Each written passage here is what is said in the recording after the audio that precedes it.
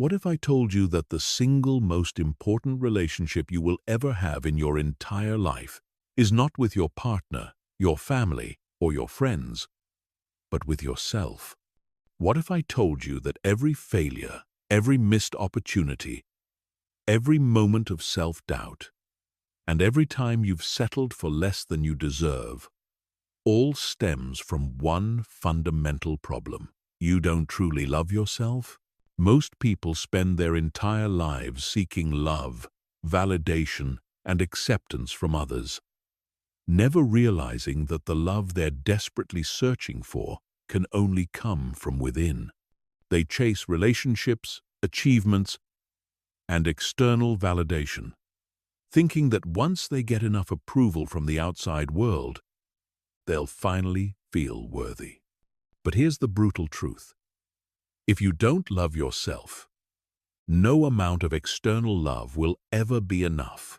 The people who truly succeed, who radiate confidence, who attract the right opportunities and relationships, who seem unshakable no matter what life throws at them, they all have one thing in common.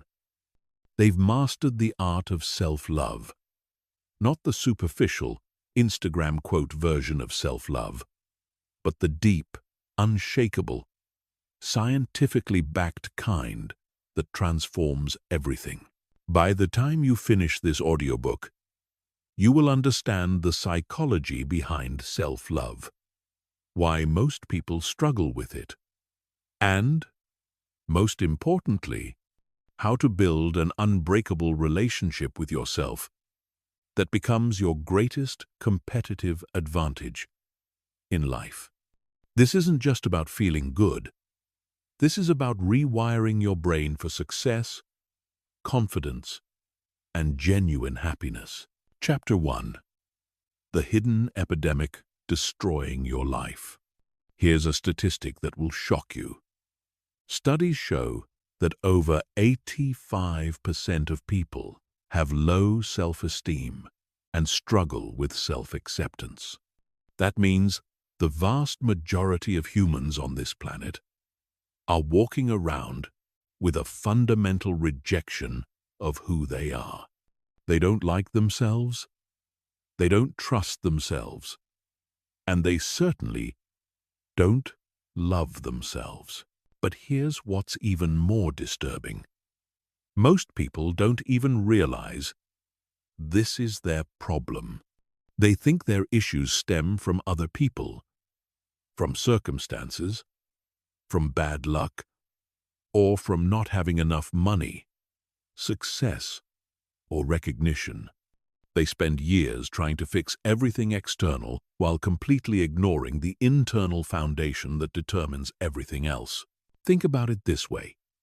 If you had a friend who constantly criticized you, told you that you weren't good enough, reminded you of every mistake you'd ever made, and never believed in your potential, would you want to spend time with that person? Would you trust their judgment? Would you feel confident and motivated around them? Of course not. Yet this is exactly how most people treat themselves every single day. The voice in your head, your internal dialogue, is often more cruel and destructive than your worst enemy would ever be.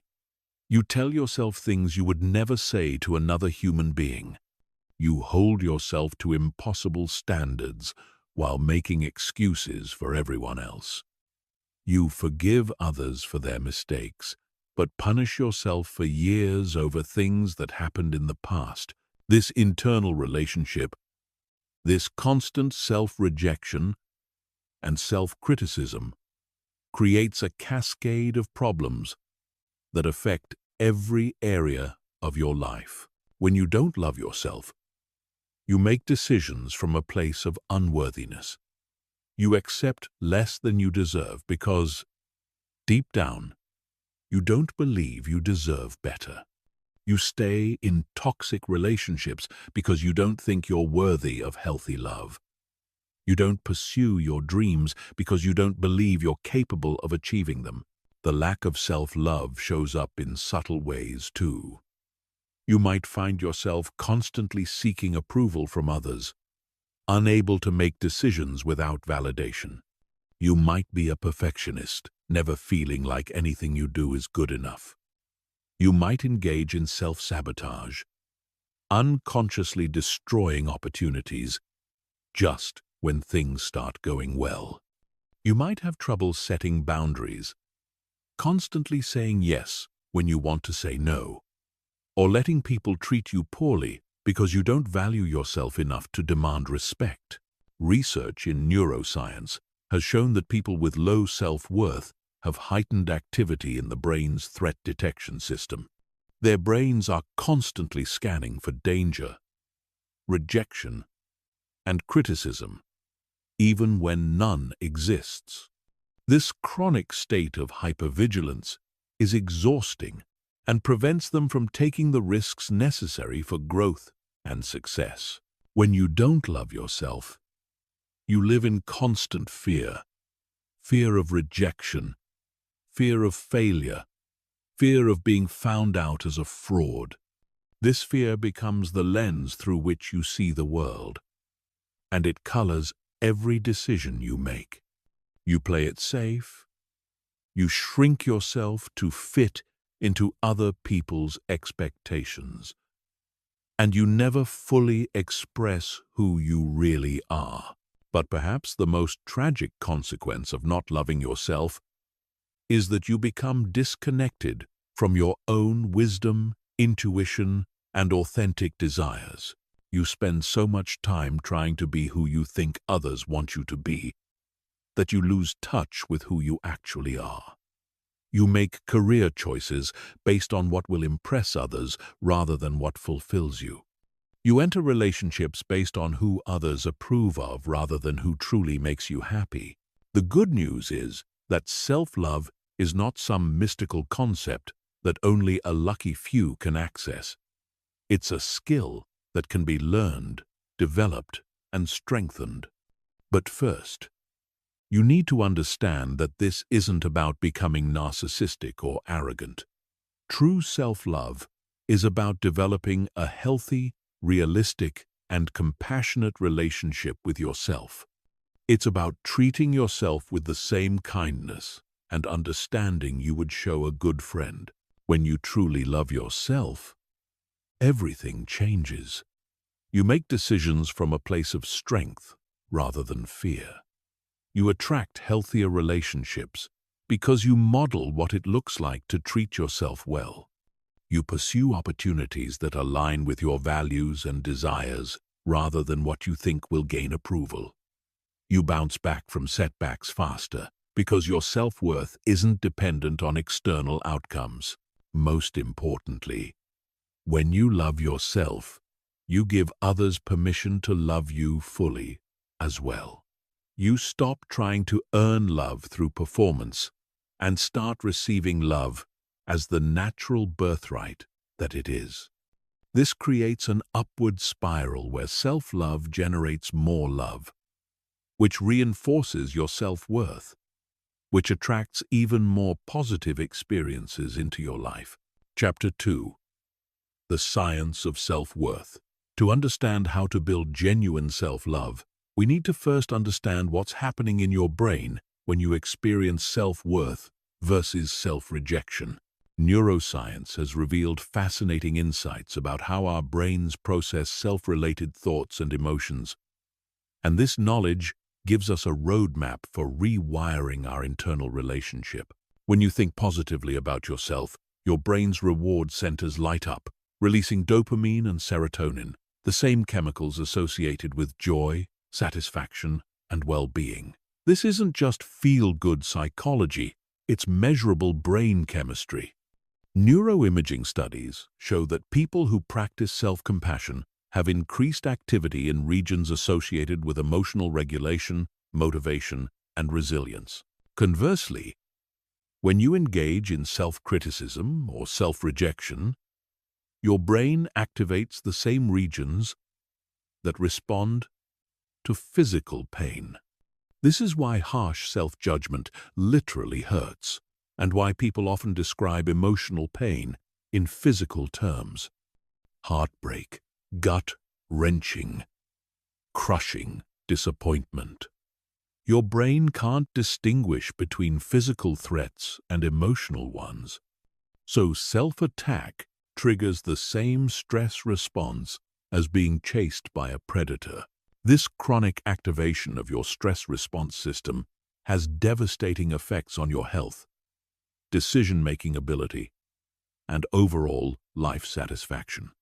When your brain is in threat mode, it shuts down higher-order thinking functions like creativity, strategic planning, and emotional regulation. You become reactive instead of responsive, making decisions from fear rather than wisdom. Dr.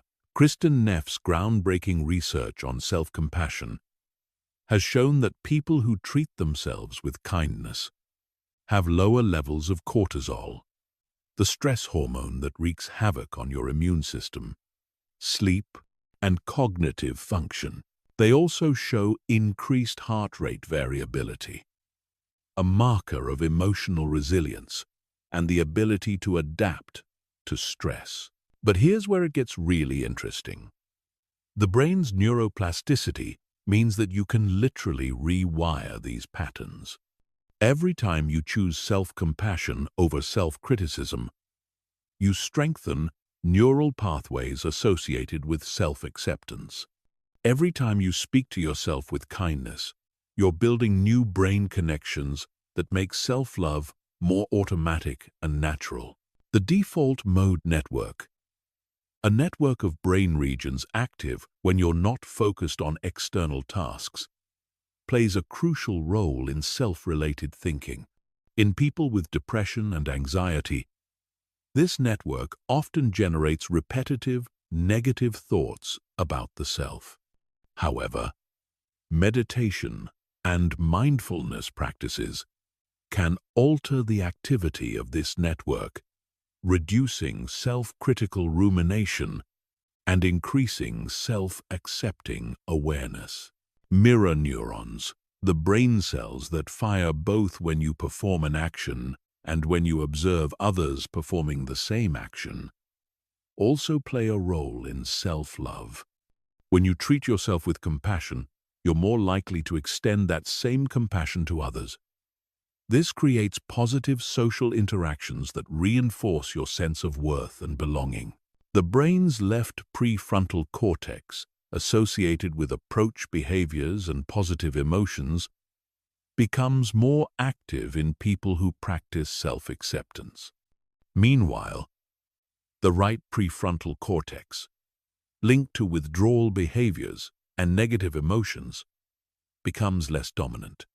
This shift literally changes your default emotional state from defensive and self-protective to open and self-affirming. Oxytocin, often called the love hormone, is released not just during bonding with others, but also during self-compassionate moments.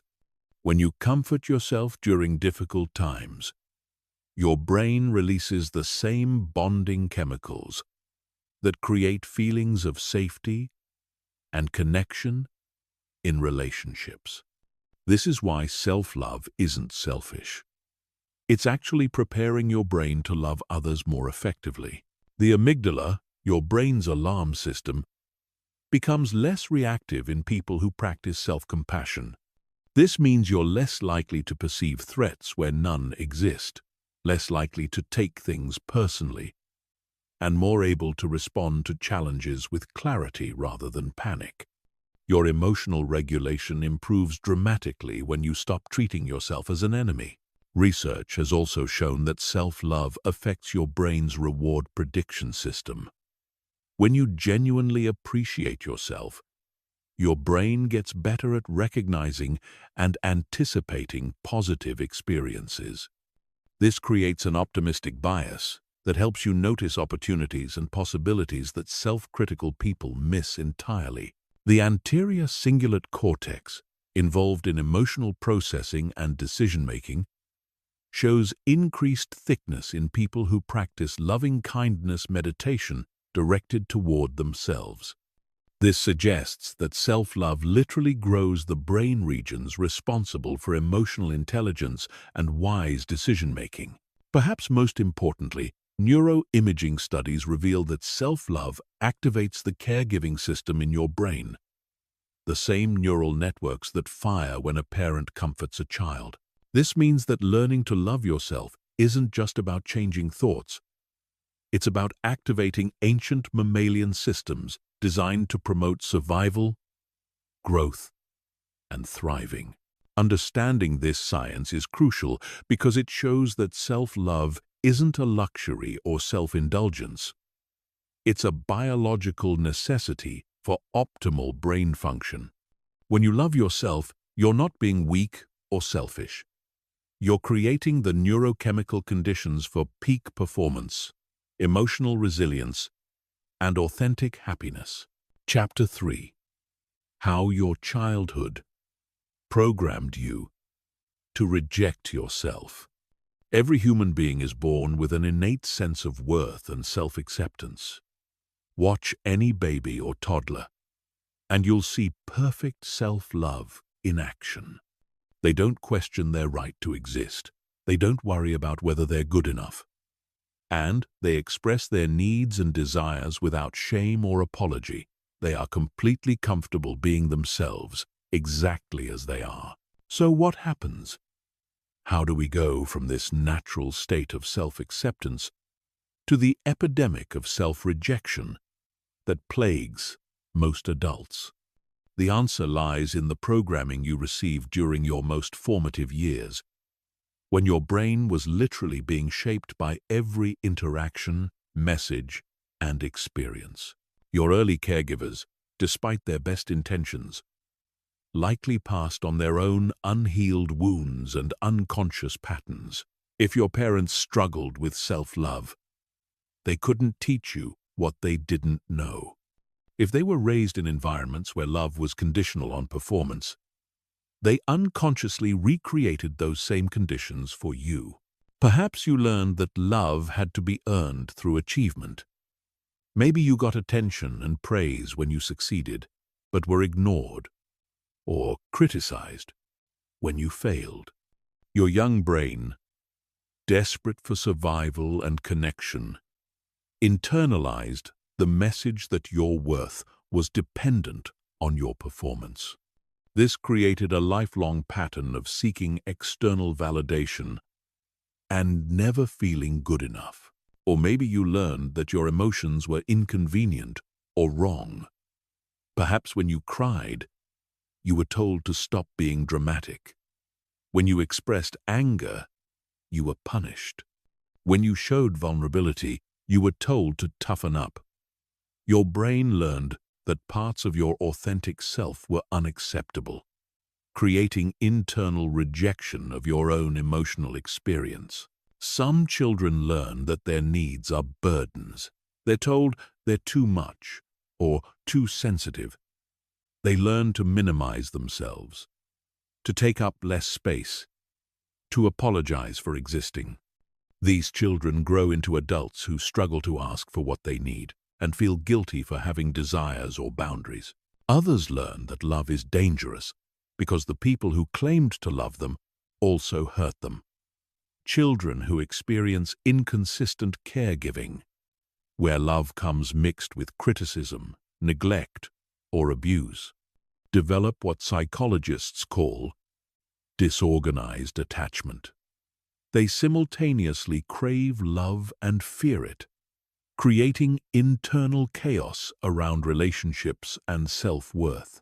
The trauma of not being seen and accepted for who you truly are creates what Dr. Gabor Mate calls the authentic self wound. Your authentic self, your natural personality, preferences, and way of being, gets buried under layers of adaptive strategies designed to keep you safe and connected. But these strategies, while necessary for childhood survival, become prison walls that prevent genuine self-expression and self-love in adulthood. Your nervous system also gets programmed during these early years. If your environment was chronically stressful, unpredictable, or emotionally unsafe, your nervous system learned to stay in a state of hypervigilance.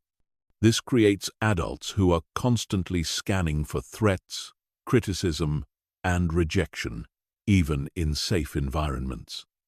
The chronic stress makes self-compassion feel foreign and dangerous. Cultural and societal messages also shape your relationship with yourself. You absorbed beliefs about gender, success, beauty, and worth that may have nothing to do with your authentic nature. Boys are often taught that emotions are weakness, while girls are taught that anger is unacceptable. These cultural programs create internal conflicts between who you are and who you think you should be. Religious or spiritual environments can also contribute to self-rejection if they emphasize unworthiness, sin, or the need to earn divine love. While many spiritual traditions teach unconditional love, the human interpretation often becomes conditional, creating adults who believe they must be perfect to be worthy of love, even from themselves. School systems that prioritize conformity over individuality teach children that there's a right way and wrong way to be human. Creative, sensitive, or differently wired children often learn that their natural way of being is problematic. They internalize the message that they need to fix themselves rather than celebrate their uniqueness. The development of shame plays a crucial role in self-rejection. Shame isn't just feeling bad about something you did. It's feeling bad about who you are. When children are repeatedly made to feel that they are fundamentally flawed or wrong, shame becomes a core part of their identity. They grow up believing that if people really knew them, they would be rejected and abandoned.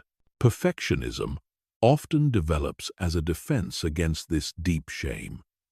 If you can just be perfect enough, smart enough, successful enough, then maybe you'll finally be acceptable. But perfectionism is actually a form of self-abuse. Setting impossible standards and punishing yourself for being human. The inner critic, that harsh voice in your head that constantly judges and criticizes, is often an internalized version of critical voices from your past. It might sound like a parent, teacher, or sibling who was particularly harsh.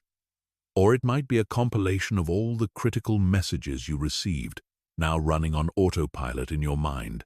Understanding this programming is crucial because it helps you realize that self-rejection isn't your fault, and it isn't the truth about who you are. These patterns were survival adaptations that helped you navigate difficult circumstances. But what was adaptive then may be destructive now, and it's time to consciously choose new patterns that serve your adult self. The good news is that neuroplasticity means your brain can change at any age.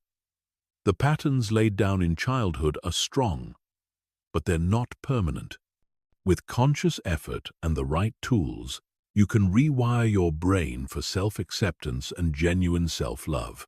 You can become the loving parent to yourself that you may not have had, giving yourself the unconditional acceptance that every human being deserves. Chapter 4. Breaking free from the prison of external validation. One of the most insidious barriers to self-love is the addiction to external validation. This addiction is so prevalent in our society that most people don't even recognize it as a problem.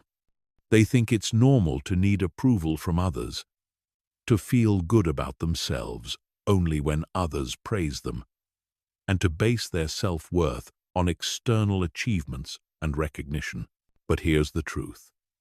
As long as your sense of worth depends on external factors, you will never experience genuine self-love. You'll be trapped in an endless cycle of seeking approval, temporary satisfaction when you get it, and devastating emptiness when you don't. You'll be living your life for other people's opinions rather than your own values and desires. External validation addiction shows up in countless ways. Maybe you can't make decisions without asking multiple people for their opinions first. Perhaps you constantly check social media for likes and comments, feeling deflated when your posts don't get the response you hoped for.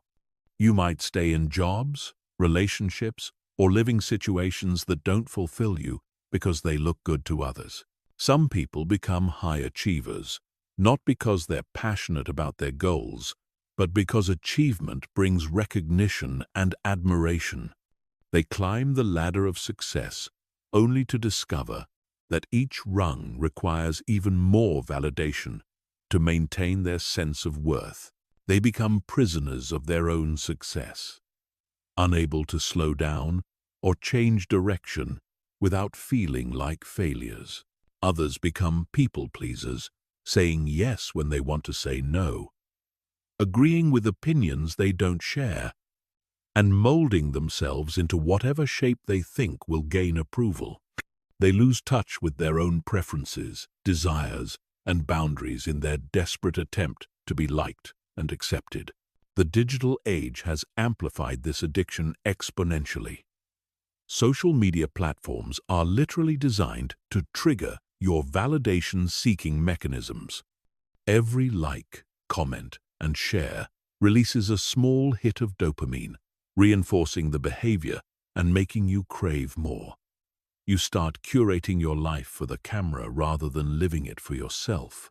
But external validation is inherently unstable and unreliable. Other people's opinions change based on their mood, their own insecurities, their personal agendas, and countless factors that have nothing to do with you.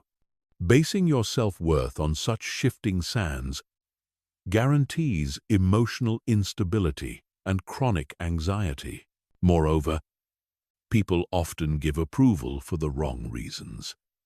They might like you when you're successful, but withdraw when you struggle. They might approve of you when you conform, but reject you when you express your authentic self.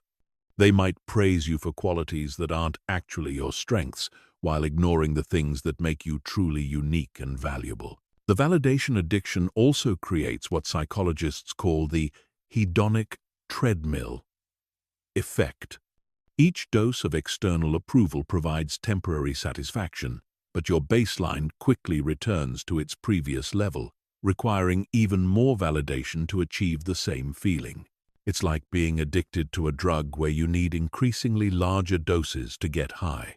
This addiction is particularly damaging because it prevents you from developing your own internal compass. When you're constantly looking outside yourself for guidance and approval, you never learn to trust your own judgment, intuition, and wisdom. You become disconnected from your authentic self and lose the ability to navigate life from your own center. The fear of disapproval becomes so intense that you start avoiding anything that might trigger criticism or rejection. You play it safe, conforming to others' expectations and never fully expressing who you really are. You deny parts of yourself that might be controversial, unique, or different, creating internal fragmentation and self-rejection. Breaking free from this addiction requires recognizing that external validation can never fill the void of self-rejection.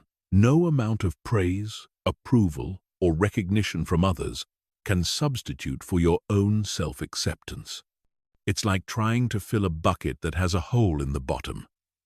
You can pour in all the validation in the world, but it will never stay full. The path to freedom begins with understanding the difference between appreciation and validation. Appreciation is when you enjoy and value recognition from others without needing it for your sense of worth. Validation addiction is when you require approval from others to feel okay about yourself. You can learn to appreciate compliments and positive feedback without being dependent on them.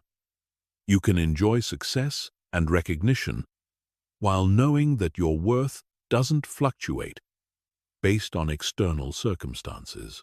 This is the difference between having a healthy relationship with feedback versus being addicted to it. Developing internal validation means learning to be your own source of approval and encouragement. It means celebrating your own growth, acknowledging your own efforts, and being proud of yourself regardless of whether anyone else notices or cares. It means trusting your own judgment and making decisions based on your values rather than others' opinions. This doesn't mean becoming arrogant or dismissive of feedback. Healthy self-love actually makes you more open to constructive criticism because your worth isn't threatened by suggestions for improvement. When you love yourself, you can hear feedback without taking it as a personal attack on your character. The goal is to shift from external validation to internal satisfaction. Instead of asking, "What will people think?" you start asking, "What feels right to me?" Instead of seeking approval, you seek alignment with your authentic self. Instead of performing for others, you start living for yourself. This shift requires courage because it means risking disapproval from others. Some people might not like the authentic you as much as they liked the people-pleasing version. But here's what you'll discover. The people who truly matter will love you more when you're being genuine. And the people who only like the fake version weren't really loving you anyway. When you break free from the validation addiction, you reclaim your power. You stop giving others control over your emotional state and self-worth. You become internally referenced rather than externally dependent. This is one of the most crucial steps in developing genuine, unshakable self-love. Chapter 5. The Self-Love Foundation System. Now that you understand the barriers to self-love, it's time to build the foundation that will support genuine, lasting self-acceptance. This isn't about positive thinking or superficial affirmations. This is about creating a systematic approach to developing an unshakable relationship with yourself based on psychological principles and neuroscience. The foundation of self-love rests on 4 pillars: self-awareness, self-acceptance, self-compassion, and self-care. Each pillar supports and strengthens the others, creating a stable base from which authentic self-love can grow. Let's explore each pillar in detail and give you practical tools for building them. Self-awareness is the first pillar because you cannot love what you do not know. Most people are strangers to themselves, operating on autopilot without really understanding their thoughts, emotions, patterns, and motivations. They react to life from unconscious programming rather than conscious choice. Developing self-awareness means becoming the observer of your own experience, studying yourself with curiosity rather than judgment. Start by noticing your internal dialogue throughout the day. What tone do you use when speaking to yourself? Are you encouraging and supportive, or critical and harsh? Notice the thoughts that arise in different situations. When you make a mistake, what does your inner voice say? When you succeed, how do you respond to yourself internally? Pay attention to your emotional patterns. What triggers anger, sadness, fear, or joy in you? How do you typically respond to these emotions? Do you suppress them, express them, or get overwhelmed by them? Notice how your emotions affect your body, your energy, and your decision-making. Observe your behavioral patterns. What habits do you have that serve you, and which ones sabotage you? How do you react in relationships when you feel hurt or misunderstood?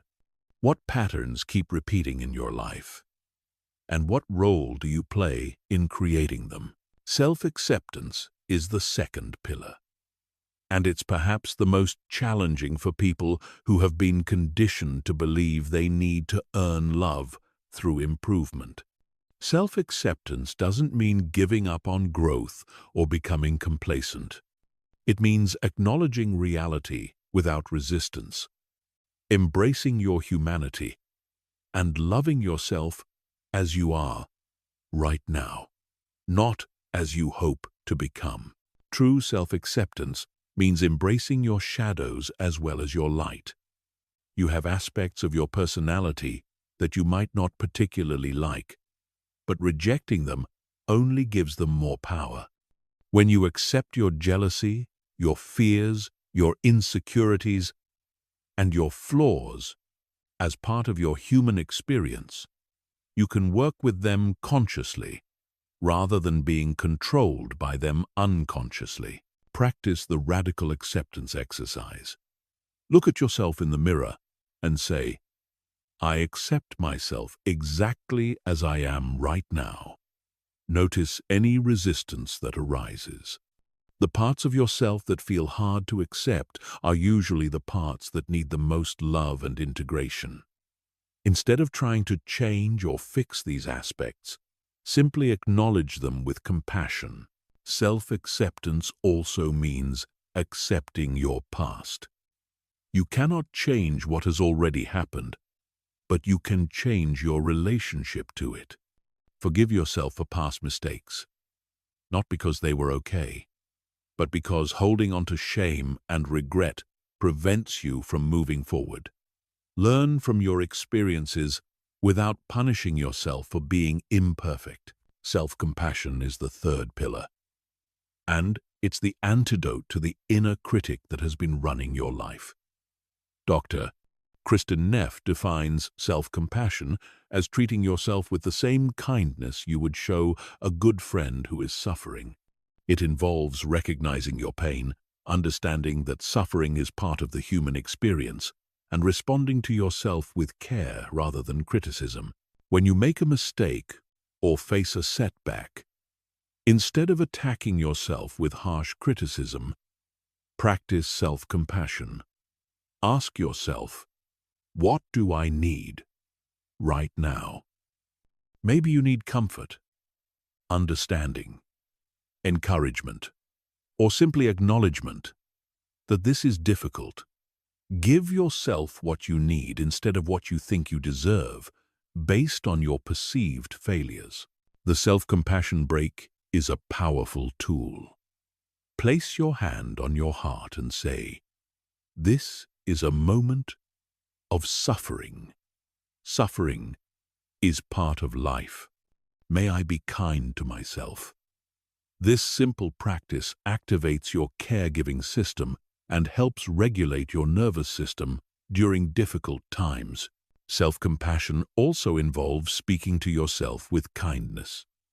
Notice when your inner voice becomes harsh or critical, and consciously choose different words. Instead of, "I'm so stupid," try, "I made a mistake, and that's okay." Instead of, "I'll never be good enough," try, "I'm learning and growing."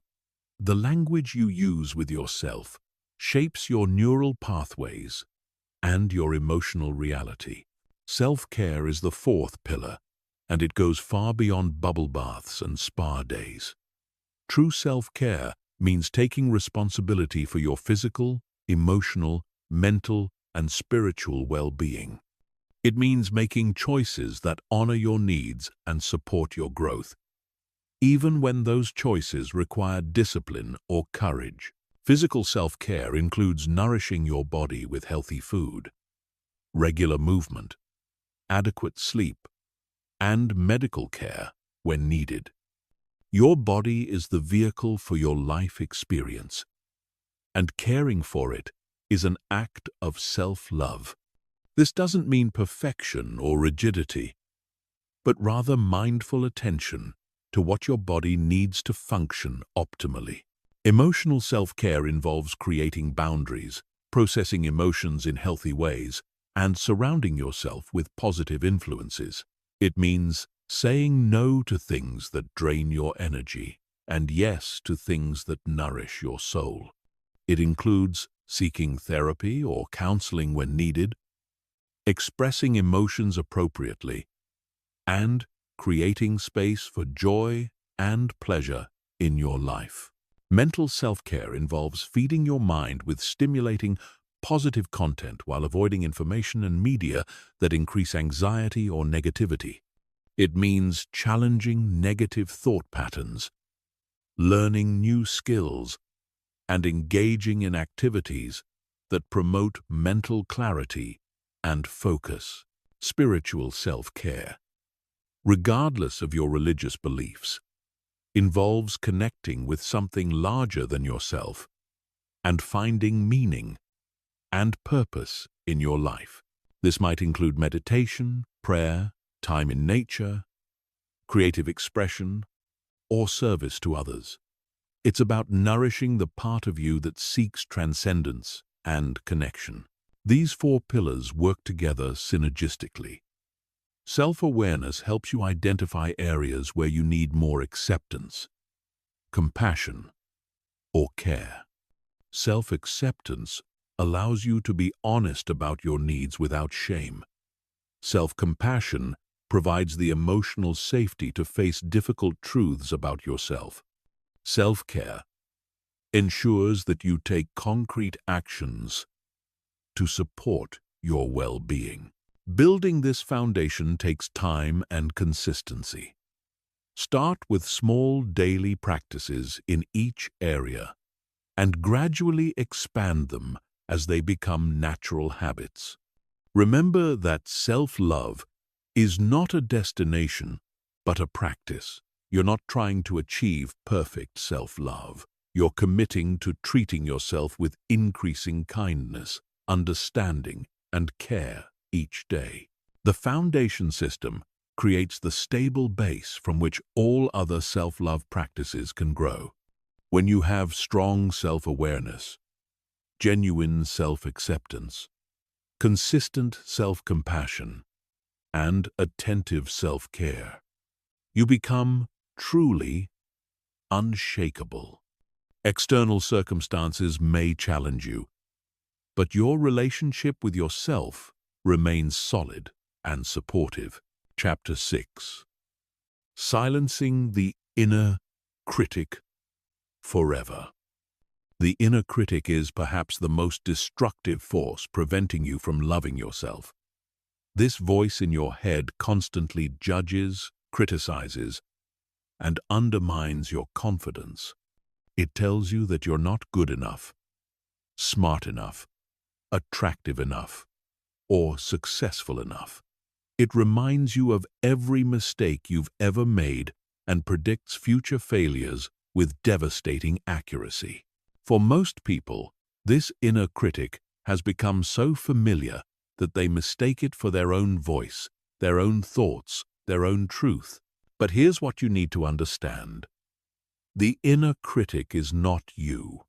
It's a collection of internalized voices from your past, cultural programming, and survival mechanisms that once served a purpose, but now sabotage your happiness and success. Learning to identify, understand, and ultimately silence this voice is crucial for developing genuine self-love. The inner critic often develops as a protective mechanism during childhood. If you grew up in an environment where criticism was common, your brain learned to criticize yourself first as a way of avoiding external criticism. The logic was simple. If I can find my flaws before others do, maybe I can fix them and avoid rejection. This self-criticism became a strategy for belonging and survival. The critic also emerges from perfectionist tendencies that many people develop as children. If love and approval were conditional on performance, your brain learned that anything less than perfect was dangerous. The inner critic became the enforcer of these impossible standards, constantly pushing you to do better while simultaneously telling you that your efforts aren't enough. Cultural messages also feed the inner critic. Society bombards us with images and stories of how we should look, behave, and achieve. When we inevitably fall short of these unrealistic standards, the inner critic pounces, using our perceived failures as evidence of our inadequacy. Social media amplifies this by providing endless opportunities for comparison and judgment. The inner critic is particularly vicious because it knows exactly where your vulnerabilities lie.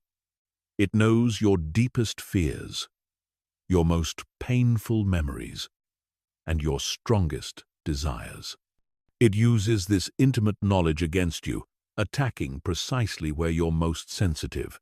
It might tell you that you're too fat, too old, too lazy, too weird, or too damaged to deserve love and success. What makes the inner critic so destructive is that it operates under the guise of motivation and protection. It convinces you that its harsh criticism is necessary for improvement and success. It tells you that without its constant vigilance, you'll become lazy, complacent, or delusional. But research shows the exact opposite. Self-criticism undermines motivation, creativity, and performance, while increasing anxiety, depression, and self-sabotage. The inner critic creates what psychologists call learned helplessness. When you're constantly told that you're not good enough, you eventually stop trying to improve or take risks. You become paralyzed by the fear of failure and criticism. You shrink your life to avoid potential judgment, missing opportunities and experiences that could bring joy and fulfillment. The critic also engages in cognitive distortions, ways of thinking that are inaccurate but feel true. It might engage in all or nothing thinking, telling you that one mistake means you're a complete failure. It might catastrophize, predicting that minor setbacks will lead to total disaster. It might personalize everything, convincing you that external events are somehow your fault. Mind reading is another favorite tactic of the inner critic. It tells you what other people are thinking about you, usually something negative, without any actual evidence. It might say, "Everyone thinks you're boring," or "They're only being nice because they feel sorry for you." These assumptions feel real, but are usually projections of your own self-doubt. The critic also loves to compare you to others, always finding someone who seems more successful, attractive, or happy. It conveniently ignores your unique strengths and circumstances, focusing only on areas where others appear superior. This comparison trap keeps you in a constant state of inadequacy and envy. To silence the inner critic, you first need to recognize it as a separate entity from your true self. Start paying attention to the tone and content of your internal dialogue. Notice when the voice becomes harsh, critical, or discouraging. Many people are shocked when they actually tune in to how cruelly they speak to themselves throughout the day. Give your inner critic a name and even visualize what it looks like. This helps you create distance between this voice and your authentic self. You might imagine it as a strict teacher, a disappointed parent, or even a cartoon villain. The goal is to stop identifying with this voice and start seeing it as an unwelcome guest in your mental space. Challenge the critic's authority by questioning its statements. When it tells you that you're a failure, ask for evidence. When it predicts catastrophe, examine the likelihood of that outcome. When it compares you to others, remind yourself that you're seeing their highlight reel while living your behind-the-scenes reality. Most of the critic's statements crumble under scrutiny. Develop a compassionate inner voice to counter the critic. This voice speaks to you with the same kindness you would show a beloved friend facing difficulties. It acknowledges challenges without adding judgment. It encourages effort without demanding perfection. It offers comfort during setbacks instead of criticism. Practice the loving friend technique. When the inner critic attacks, ask yourself, what would I say to a dear friend in this situation? Then say those same compassionate words to yourself. This simple shift can transform your internal dialogue from enemy to ally. Set boundaries with your inner critic, just as you would with any toxic person in your life. When it starts its familiar rant, you can say, "Thank you for sharing, but I'm not interested in your opinion right now." You can refuse to engage with its negativity and choose to focus on more constructive thoughts. Replace critic statements with neutral or positive alternatives. Instead of, "I'm so stupid," try, "I made a mistake, and I can learn from it." Instead of, "I'll never succeed," try, "This is challenging, and I'm figuring it out." The goal isn't to become unrealistically positive, but to stop the assault of unnecessary negativity. Remember that the inner critic's job was to keep you safe and acceptable to others, but it's using outdated information and strategies that no longer serve you. You can acknowledge its original intention while firmly setting it aside. You can say, "Thank you for trying to protect me, but I've got this handled now." Meditation and mindfulness practices are particularly effective for managing the inner critic because they help you observe your thoughts without getting caught up in them. When you can watch the critic's commentary with detached awareness, it loses much of its power to upset and control you. The goal isn't to completely eliminate all critical thoughts. Some discernment and self-reflection are healthy and necessary. The goal is to transform harsh, destructive criticism into gentle, constructive feedback. You want to become your own wise and loving coach, rather than your own worst enemy. As you practice these techniques consistently, you'll notice the inner critic's voice becoming quieter and less frequent. The space once occupied by constant self-attack becomes available for self-encouragement, creativity, and authentic self-expression. This transformation is one of the most liberating experiences you can have on your journey to genuine self-love. Chapter 7. The Emotional Mastery Blueprint. One of the biggest obstacles to self-love is the fear and rejection of your own emotions. Most people have been conditioned to view certain emotions as negative, inappropriate, or dangerous. They've learned to suppress, ignore, or judge their emotional experiences rather than understanding and working with them. This emotional disconnection creates internal conflict and prevents the deep self-acceptance that genuine love requires. To love yourself fully, you must learn to love all of yourself, including your emotional landscape. This doesn't mean indulging every emotion or acting on every feeling, but rather developing a healthy, mature relationship with your entire emotional range. Emotional mastery isn't about control or suppression. It's about understanding, acceptance, and skillful response. Every emotion serves a purpose, and carries important information about your needs, boundaries, and values. Anger tells you that something important to you is being threatened or violated. Sadness signals loss and the need for comfort and healing. Fear alerts you to potential danger and the need for protection or preparation. Joy indicates alignment with your values and desires. Even seemingly negative emotions like jealousy or shame carry valuable data about your unmet needs and areas for growth. The problem isn't the emotions themselves, but how you've been taught to relate to them.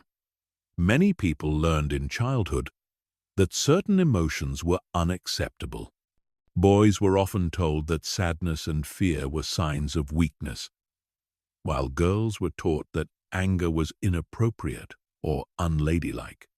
These messages created internal splits where parts of your emotional self became rejected and suppressed. When you reject your emotions, you reject parts of yourself. This creates internal fragmentation and self-rejection that undermines self-love. You cannot fully love yourself while simultaneously rejecting core aspects of your human experience. Emotional integration is essential for wholeness and authentic self-acceptance. Emotional suppression also has devastating consequences for your physical and mental health. Research shows that people who chronically suppress emotions have higher rates of heart disease, autoimmune disorders, and mental health issues. Suppressed emotions don't disappear. They get stored in your body and unconscious mind, where they create tension, illness, and destructive behavioral patterns. The first step in emotional mastery is developing emotional awareness. Most people are surprisingly disconnected from their emotional states, operating on autopilot without really noticing what they're feeling. They might know they feel bad or stressed, but can't identify the specific emotions present or understand what triggered them. Start by checking in with yourself multiple times throughout the day. Ask, what am I feeling right now? Notice the physical sensations in your body, as emotions are felt as much as they are thought. Anger might feel like heat in your chest or tension in your jaw. Sadness might feel like heaviness in your heart or tears behind your eyes. Fear might feel like butterflies in your stomach or tightness in your throat. Expand your emotional vocabulary beyond the basic categories of happy, sad, mad, and afraid. There are hundreds of emotional words that describe subtle variations and combinations of feelings. The more precisely you can identify your emotions, the better you can understand their messages and respond appropriately. Practice the RAIN technique for working with difficult emotions. RAIN stands for recognition, allowance, investigation, and non-identification. First, recognize what emotion is present without immediately trying to change or fix it. Then, allow the emotion to be there without resistance or judgment. Investigate the emotion with curious compassion, noticing where you feel it in your body and what it might be trying to tell you. Finally, remember that you are not your emotions. You are the awareness that observes them. Emotional regulation doesn't mean controlling your emotions, but rather choosing how to respond to them skillfully. You can feel angry without becoming aggressive. You can experience sadness without becoming depressed. You can notice fear without becoming paralyzed. The emotion provides information, but you choose the action. Develop a toolbox of healthy emotional regulation strategies. Deep breathing activates your parasympathetic nervous system and helps you respond rather than react. Physical movement helps metabolize stress hormones and emotional energy. Journaling helps you process and understand your emotional experiences. Creative expression allows emotions to move through you constructively. Learn to sit with uncomfortable emotions without immediately trying to escape them through distraction, substances, or compulsive behaviors. Our culture teaches us to avoid discomfort at all costs, but this actually amplifies emotional pain and prevents natural healing. When you can stay present with difficult emotions, they typically move through you more quickly and completely. Practice emotional self-soothing, the ability to comfort yourself during emotional distress. This might involve self-massage, gentle movement, soothing music, or comforting self-talk. The goal is to provide yourself with the care and comfort that you might have needed from others but didn't receive. Develop emotional boundaries, the ability to experience your emotions without taking on others' emotions or allowing others to dictate your emotional state. Empathetic people often struggle with this, absorbing others' emotions as their own. Learning to distinguish between your emotions and others' emotions is crucial for emotional clarity and self-love. Challenge emotional perfectionism, the belief that you should only feel positive emotions or that negative emotions are signs of failure or weakness. All emotions are part of the human experience, and trying to feel only positive emotions is like trying to have a day with only light and no darkness. Emotional diversity is emotional health. Practice emotional self-compassion by treating yourself with kindness when you're experiencing difficult emotions. Instead of judging yourself for feeling angry, sad, or afraid, offer yourself the same comfort you would give a good friend. Emotional pain hurts enough without adding the extra layer of self-criticism. Understand that emotions are temporary and constantly changing. The intensity you feel right now will not last forever. Emotions are like weather patterns. They arise, peak, and naturally subside when allowed to flow freely. Reminding yourself of this during intense emotional states helps you maintain perspective and avoid getting overwhelmed. Learn to express emotions appropriately rather than suppressing them or exploding with them. This might mean setting boundaries when you're angry, asking for support when you're sad, or taking protective action when you're afraid. Healthy emotional expression honors both your needs and the needs of others. As you develop emotional mastery, you'll find that your relationship with yourself becomes more accepting and compassionate. You'll stop judging yourself for having human emotions and start appreciating the rich, complex inner world that makes you who you are. This emotional integration is essential for deep, lasting self-love. Chapter 8. Transforming your relationships through self-love. One of the most powerful and immediate benefits of developing genuine self-love is how dramatically it transforms all of your relationships. When you truly love yourself, you show up differently in every interaction. You attract different types of people. You set healthier boundaries, and you create more authentic connections.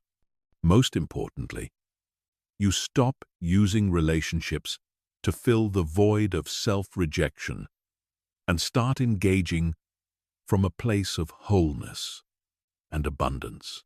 The relationship you have with yourself is the template for every other relationship in your life. If you're constantly critical, demanding, and unforgiving with yourself, you'll likely attract partners and friends who treat you the same way.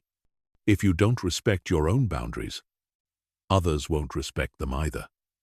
If you don't believe you deserve love and kindness, you'll unconsciously choose relationships that confirm this belief. Many people enter relationships from a place of neediness and emptiness, hoping that another person will provide the love, validation, and acceptance they can't give themselves. This creates what psychologists call codependent relationships, where both people are trying to use the other to feel complete. These relationships are inherently unstable because they're based on deficit rather than strength. When you love yourself, you enter relationships as a whole person rather than a half person looking for completion. You bring gifts, love, and joy to share rather than needs and wounds that require healing. This completely changes the dynamic from taking to giving, from neediness to generosity, from fear to love. Self-love also gives you the ability to be truly vulnerable in relationships. Vulnerability requires emotional safety, and you can't feel emotionally safe with others if you don't feel emotionally safe with yourself. When you're constantly attacking yourself internally, opening up to others feels too dangerous because their potential criticism would be added to your existing self-attack. But when you love yourself, you can share your authentic thoughts, feelings, and experiences without the paralyzing fear of judgment. You know that even if others reject or criticize you, you'll still have your own love and support to fall back on. This internal security allows for the deep intimacy that makes relationships truly fulfilling. Healthy boundaries are perhaps the most important relationship skill that emerges from self-love. Boundaries aren't walls that keep people out. They're guidelines that teach others how to treat you. When you love yourself, you naturally protect your energy, time, and emotional well-being. You say no to requests that drain you, and yes to experiences that nourish you. People who lack self-love often struggle with boundaries because they're afraid that setting limits will result in rejection or abandonment. They say yes when they want to say no, tolerate behavior that hurts them, and sacrifice their own needs to keep others happy. But this strategy backfires because it breeds resentment and attracts people who are happy to take advantage of their generosity. When you set healthy boundaries from a place of self-love, you actually improve your relationships. You model self-respect, which encourages others to respect you as well. You're more present and giving in the relationships you choose to invest in because you're not depleted from toxic or draining interactions. Self-love also transforms how you handle conflict in relationships. When you don't love yourself, conflict feels like a threat to your very existence. Criticism or disagreement triggers your deepest fears of rejection and abandonment, causing you to either shut down or become defensive. You take everything personally because your self-worth is constantly in question. But when you love yourself, you can engage in conflict as an opportunity for understanding and growth rather than a battle for survival. You can hear feedback without feeling destroyed by it. You can disagree with others without needing them to validate your perspective. You can work through problems collaboratively rather than defensively. The quality of communication in your relationships improves dramatically when you love yourself.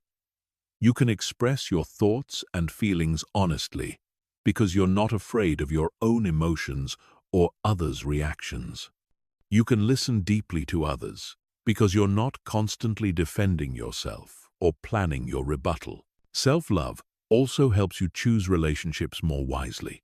When you're desperate for love and validation, you often settle for relationships that are convenient or available rather than truly compatible and healthy.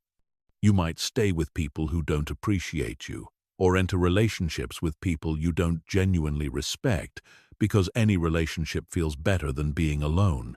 But when you love yourself, you enjoy your own company and aren't afraid of solitude. This removes the desperation that leads to poor relationship choices. You can be selective about who you invest your time and energy in, choosing people who add value to your life rather than people who simply fill a void. The relationships you already have will also transform as you develop self-love. Some relationships will deepen and become more authentic as you show up more genuinely. Others may fade away as you outgrow dynamics based on mutual neediness or shared complaints. This natural sorting process, while sometimes painful, ultimately leads to a social circle that truly supports and celebrates who you are. Your relationship with family members often shifts significantly when you love yourself. You can appreciate their positive qualities while no longer allowing their dysfunction or criticism to define your self-worth. You can engage with them from choice rather than obligation, setting boundaries that protect your well-being while maintaining connection where possible. Romantic relationships are particularly transformed by self-love. You stop looking for someone to complete you and start looking for someone to complement you. You can love deeply without losing yourself in the relationship. You can maintain your individual identity while creating genuine intimacy.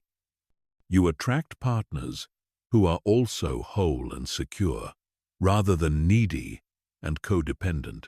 Perhaps most importantly, self-love gives you the courage to end relationships that are truly toxic or incompatible. When you love yourself, you won't tolerate abuse, manipulation, or chronic disrespect. You understand that being alone is better than being in a relationship that diminishes your spirit or compromises your well-being. The ripple effects of this relationship transformation extend far beyond your personal life. Professional relationships become more productive and enjoyable. You can collaborate effectively, handle workplace conflict maturely, and advance your career without compromising your integrity. You become the kind of person others want to work with because you bring stability, authenticity, and positive energy to your interactions. As your relationships improve, they become a source of joy and support rather than stress and drama. This positive feedback loop reinforces your self-love, creating an upward spiral where better relationships make you feel better about yourself, which attracts even better relationships. You become living proof that loving yourself is not selfish, but rather the foundation for loving others well. Chapter 9. The Self-Love Success Formula. Most people believe they need to achieve success in order to love themselves. They think that once they reach a certain income level, relationship status, or social recognition, they'll finally feel worthy of their own love and acceptance. But this backwards approach guarantees perpetual dissatisfaction because external achievements can never fill the void of internal self-rejection. The truth is exactly the opposite. Self-love is the foundation of genuine, sustainable success.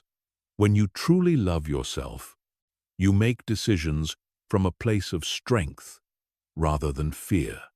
You pursue opportunities that align with your authentic desires rather than what you think will impress others.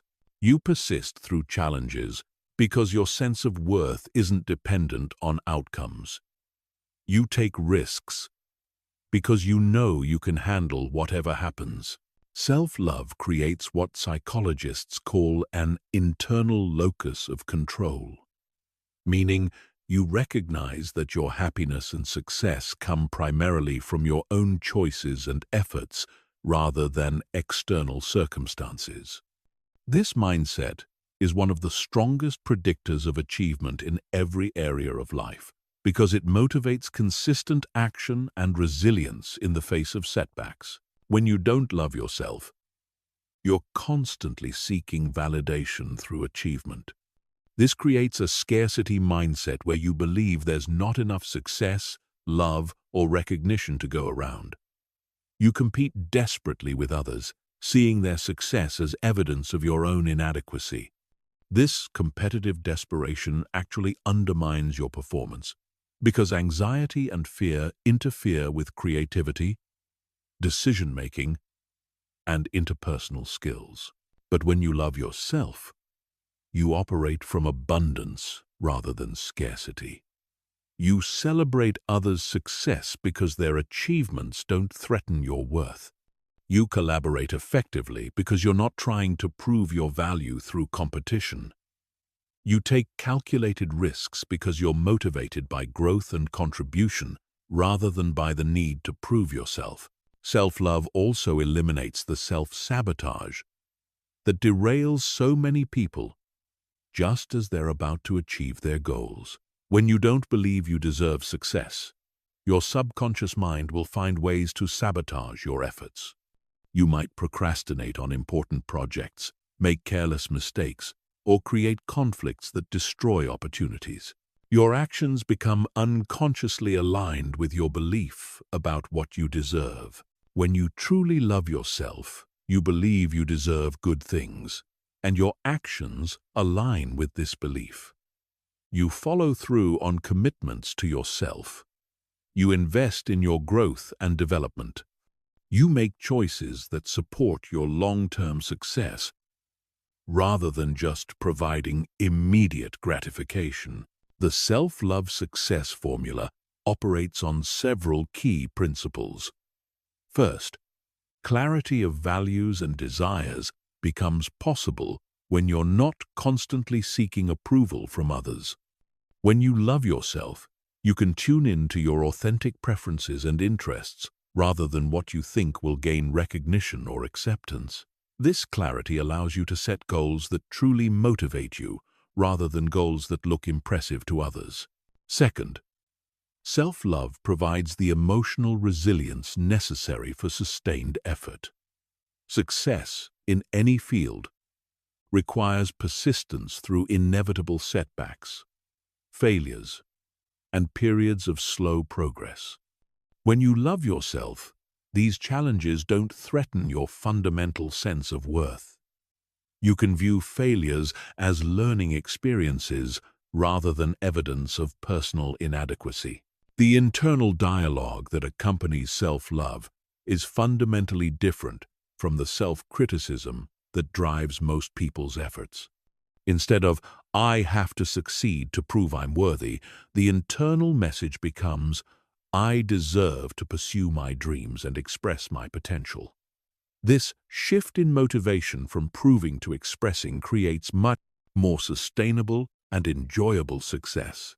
Self-love also improves your decision-making ability because you're not clouded by the emotional charge of needing to prove yourself.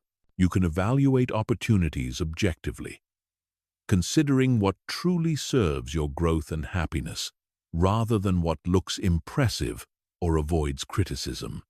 This clarity leads to better choices in career, relationships, and life direction. The networking and relationship building that are essential for most forms of success become natural when you love yourself. People are attracted to individuals who are comfortable in their own skin, who don't need constant validation, and who can focus on contributing value rather than extracting approval. Self-love makes you magnetic because you radiate confidence and authenticity. Risk-taking, which is necessary for significant achievement, becomes possible when you love yourself because you know you can handle whatever outcomes arise. You're willing to start businesses, pursue creative projects, or make career changes because your sense of security comes from within rather than from external circumstances. Self-love also enables you to set and maintain boundaries around your time and energy, which is crucial for focusing on what matters most.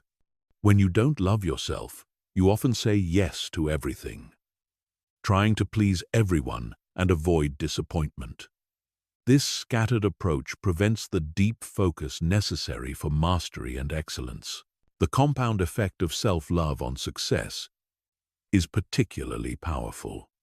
Each decision made from self-love tends to create positive outcomes that reinforce your sense of worth and capability. This creates an upward spiral where success builds on success, confidence builds on confidence, and love builds on love. Perhaps most importantly, when success comes from a foundation of self-love, it feels genuinely satisfying. You're not constantly moving the goalposts or feeling empty after achieving your goals because your sense of worth isn't dependent on external validation. You can enjoy your accomplishments while remaining grounded in your inherent value as a human being. The self-love success formula also applies to how you handle failure and setbacks. When you love yourself, you can acknowledge mistakes and areas for improvement without sliding into shame and self-attack. This emotional regulation allows you to learn from failures quickly and get back into action rather than getting stuck in self-recrimination. Goal setting becomes more effective when it's rooted in self-love because you choose objectives that truly matter to you rather than goals designed to impress others or prove your worth. You're more likely to persist with these authentic goals because they're aligned with your genuine desires and values. The success that emerges from self-love is also more holistic and sustainable. You're less likely to sacrifice your health, relationships, or integrity in pursuit of achievement because you value yourself too much to accept those trade-offs. This creates a more balanced and fulfilling version of success that enhances rather than diminishes your overall life satisfaction. Chapter 10. Mastering self-love during life storms. The ultimate test of your self-love isn't how you treat yourself when everything is going well, but how you respond to yourself during life's inevitable storms. Everyone faces periods of crisis, failure, rejection, loss, and uncertainty.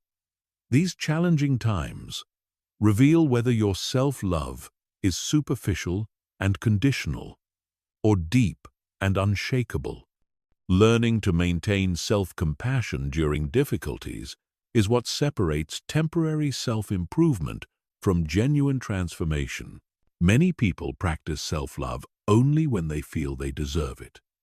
They're kind to themselves when they're successful, productive, or meeting their own expectations. But the moment they fail, make mistakes, or face setbacks, their self-compassion disappears and is replaced by harsh criticism and judgment. This conditional self-love is actually no love at all, but rather another form of perfectionism disguised as self-care. Genuine self-love is unconditional. It means treating yourself with kindness and understanding, especially when you're struggling, failing, or facing challenges. It means being your own best friend during your darkest moments rather than your own worst enemy. This isn't about lowering standards or making excuses for poor behavior, but about maintaining your fundamental sense of worth, regardless of external circumstances. The storms of life often trigger our deepest wounds and oldest patterns of self-rejection. A job loss might activate childhood feelings of inadequacy. A relationship ending might trigger abandonment fears and the belief that you're unlovable. A health crisis might bring up feelings of vulnerability and mortality that overwhelm your usual coping mechanisms. These events can temporarily hijack your nervous system and throw you back into old patterns of self-attack. Understanding this process is crucial because it helps you recognize that your self-critical thoughts during difficult times aren't necessarily true or helpful. They're often trauma responses, old programming, or the brain's attempt to regain control in an uncertain situation. When you can see these thoughts as symptoms of stress rather than accurate assessments of your worth, you can respond to them with compassion rather than belief. The practice of self-love during storms begins with accepting your humanity.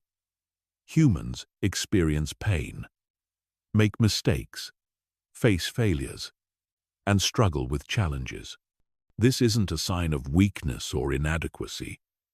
It's part of the human condition. When you can normalize your struggles rather than seeing them as evidence of personal failure, you create space for self-compassion to emerge.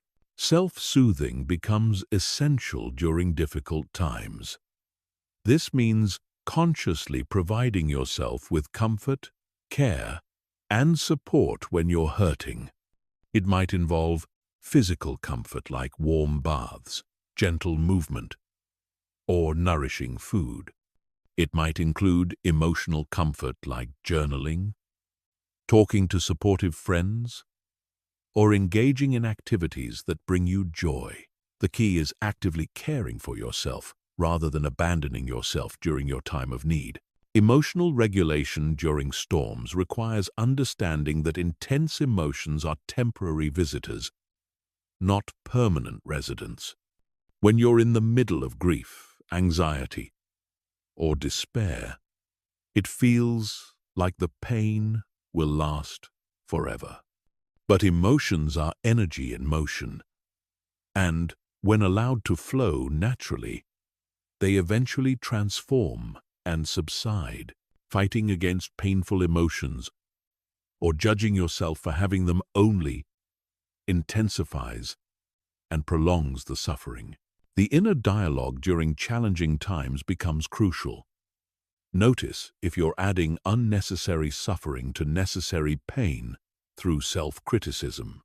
Pain is inevitable in life, but suffering is often optional and comes from our resistance to what is happening or our harsh judgment of ourselves for being affected by it.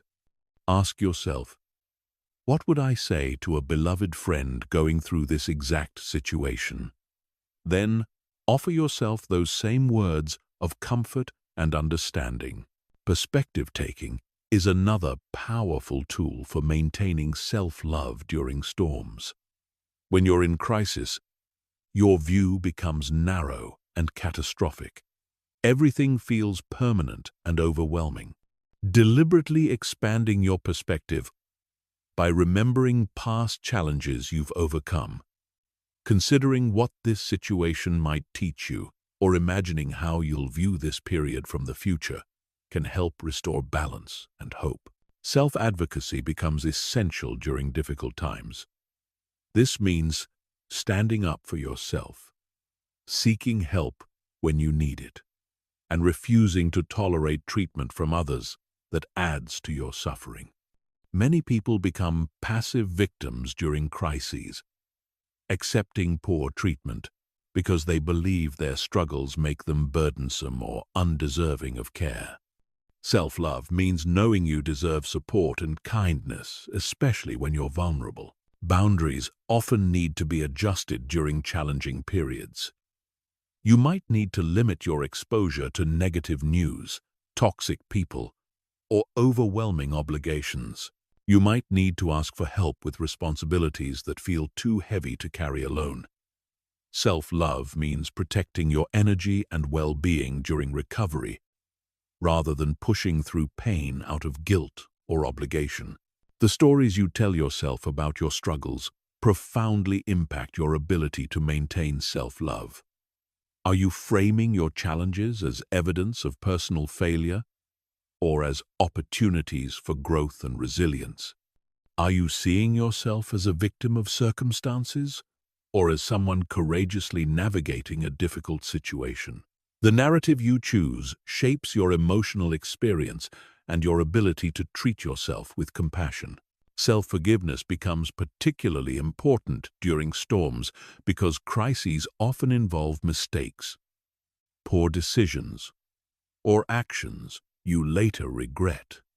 You might have said things in anger that you wish you could take back, made choices based on fear that created additional problems, or failed to live up to your own standards during stressful times. Self-love means acknowledging these human imperfections without sliding into shame and self-condemnation. Remember that healing and recovery are not linear processes.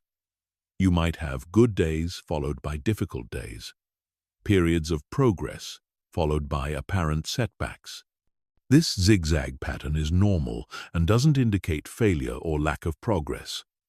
Self-love means being patient with your healing timeline rather than demanding that you get over it on some arbitrary schedule. Creating meaning from your struggles is part of maintaining self-love during storms. This doesn't mean forcing positive interpretations onto genuinely difficult experiences, but rather looking for ways that your challenges might contribute to your growth, wisdom, or ability to help others. Viktor Frankl's research showed that people who can find meaning in their suffering are more resilient and recover more quickly. Professional support becomes an act of self-love during significant challenges. Seeking therapy, counseling, or coaching during difficult times isn't a sign of weakness, but of wisdom. You wouldn't hesitate to see a doctor for a broken bone. Mental and emotional injuries deserve the same level of professional care. Self-love means investing in your healing and well-being. The storms of life ultimately become opportunities to deepen your self-love rather than destroy it. Each challenge you navigate with self-compassion strengthens your confidence in your ability to handle whatever life brings. You develop unshakable faith in your own resilience and worth that can't be destroyed by external circumstances. This is when self-love transforms from a practice into a way of being, an unshakable foundation that supports you through anything life might bring. Chapter 11. Advanced Self-Love Practices for Unshakable Confidence. Once you've established the foundation of self-love, it's time to develop advanced practices that create unshakable confidence and deep self-acceptance. These techniques go beyond basic self-care and positive thinking to address the unconscious patterns and core beliefs that determine how you show up in the world. Mastering these practices will transform you into someone who radiates authentic confidence and attracts success naturally. The first advanced practice is shadow work, which involves identifying and integrating the parts of yourself that you've rejected or hidden. Everyone has aspects of their personality that they consider unacceptable or shameful. Maybe you've rejected your anger because you were taught it was bad. Perhaps you've hidden your sensitivity because you learned it was weakness. Or you might deny your ambition because you were told it was selfish. These rejected parts don't disappear when you deny them. They operate unconsciously, creating internal conflict and self-sabotage. When you judge parts of yourself harshly, you're essentially at war with yourself. This internal conflict drains your energy and prevents authentic self-expression. Shadow work involves acknowledging these rejected aspects with compassion and finding healthy ways to express them. Start by identifying what qualities you most dislike in other people. Often, what we judge harshly in others reflects what we've rejected in ourselves. If you're particularly triggered by arrogant people, you might have rejected your own confidence and ambition. If you judge emotional people, you might have suppressed your own sensitivity. These triggers are gifts that point toward parts of yourself that need love and integration.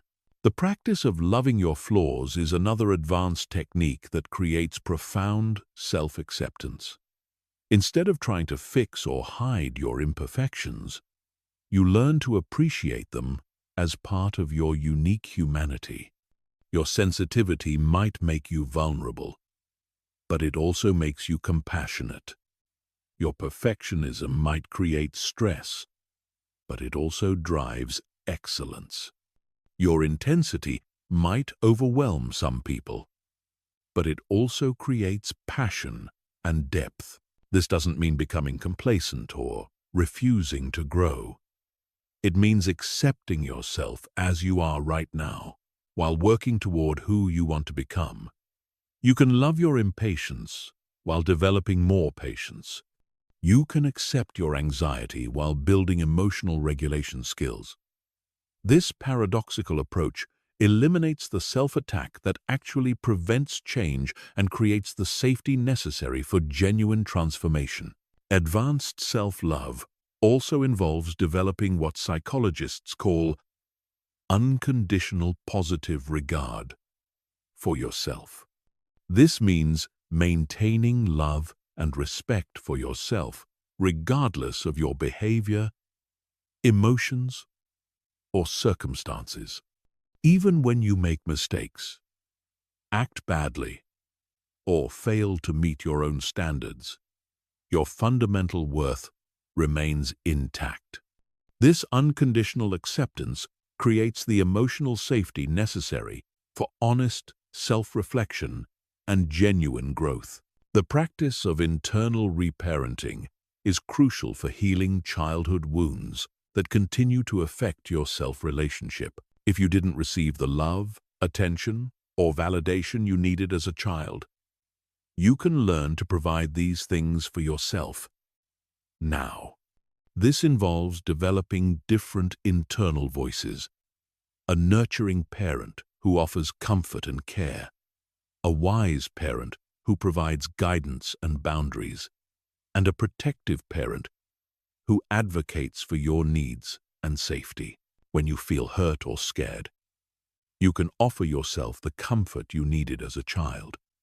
When you face difficult decisions, you can provide yourself with wise guidance. When others treat you poorly, you can advocate for yourself with strength and clarity. This internal reparenting gradually heals old wounds and creates the secure attachment with yourself that you may have missed in childhood. Visualization and mental rehearsal become powerful tools for building unshakable confidence. Your brain can't distinguish between vividly imagined experiences and real ones, so you can literally program confidence into your nervous system through consistent visualization practice. Spend time each day imagining yourself handling challenges with grace, speaking up for yourself confidently, and achieving your goals with ease. Make these visualizations as detailed and sensory-rich as possible. See yourself walking into important meetings with perfect posture and calm confidence. Hear yourself speaking with clarity and authority. Feel the sensation of complete self-assurance in your body. The more real you make these mental rehearsals, the more your brain accepts them as actual experiences and adjusts your self-concept accordingly. Advanced self-love also involves developing what Buddhists call loving kindness for yourself. This is an active practice of sending yourself genuine care, appreciation, and well wishes. Begin each day by placing your hand on your heart and saying something like, "May I be happy. May I be healthy. May I be at peace. May I live with ease." This simple practice activates your caregiving system and programs your nervous system for self-compassion. The practice of celebrating yourself regularly is crucial for building unshakable confidence. Most people are quick to notice their mistakes and failures, but ignore their successes and growth. Advanced self-love means consciously acknowledging your achievements, efforts, and positive qualities. Keep a daily success journal where you record everything you did well, no matter how small. Celebrate your courage, kindness, creativity, and progress regularly. Somatic practices that involve working with your body are essential for embodying self-love rather than just thinking about it. Your body holds memories, emotions, and patterns that thinking alone cannot change.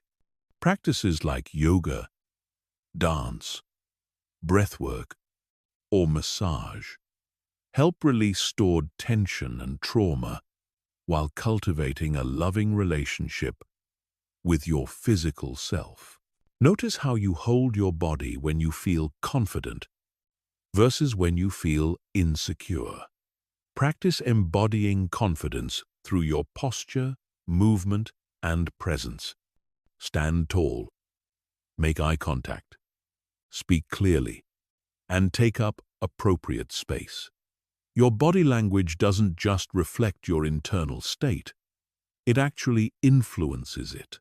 When you hold yourself like someone who loves and respects themselves, you begin to feel that way internally. The advanced practice of value-based decision-making ensures that your choices align with your authentic self rather than external expectations. When you truly love yourself, you make decisions based on what honors your values, supports your growth, and serves your highest good.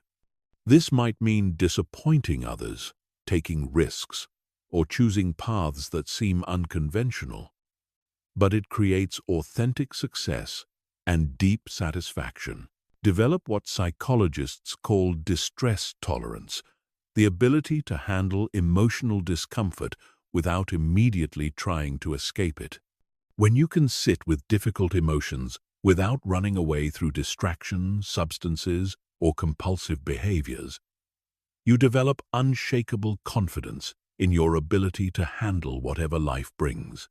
This emotional resilience becomes a source of deep self-trust and inner strength. Practice radical responsibility, which means taking ownership of your role in creating your experiences without sliding into self-blame.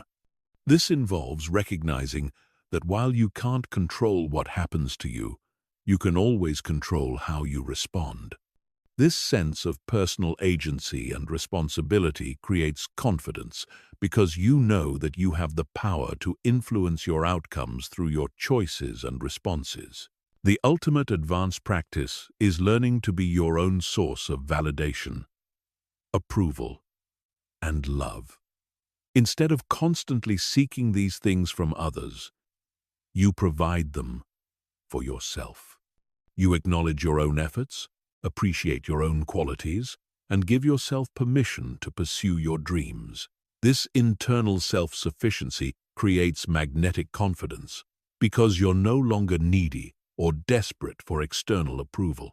These advanced practices require consistency and patience to master, but they create profound transformation.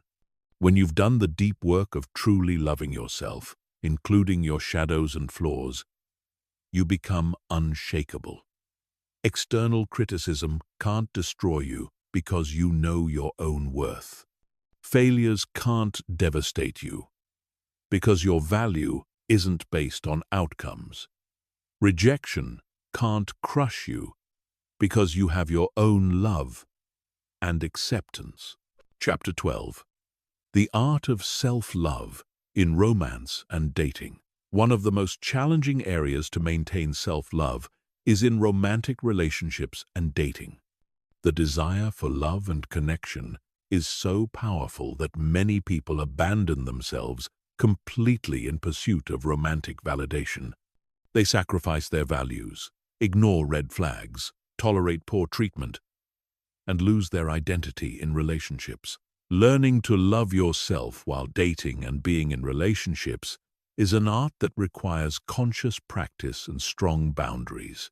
The foundation of healthy romantic relationships is coming to the table as a whole person rather than a half person seeking completion. When you don't love yourself, you enter relationships from a place of neediness and desperation.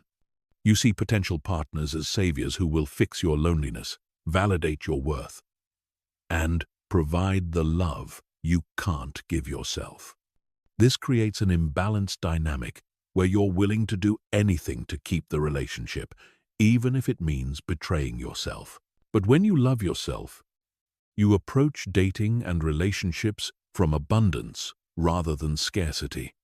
You know that you're already complete and that a relationship is meant to enhance your life, not fix it. You're looking for a partner who complements you rather than completes you. This shift in energy is immediately attractive because people are drawn to those who are comfortable in their own skin and don't need constant validation.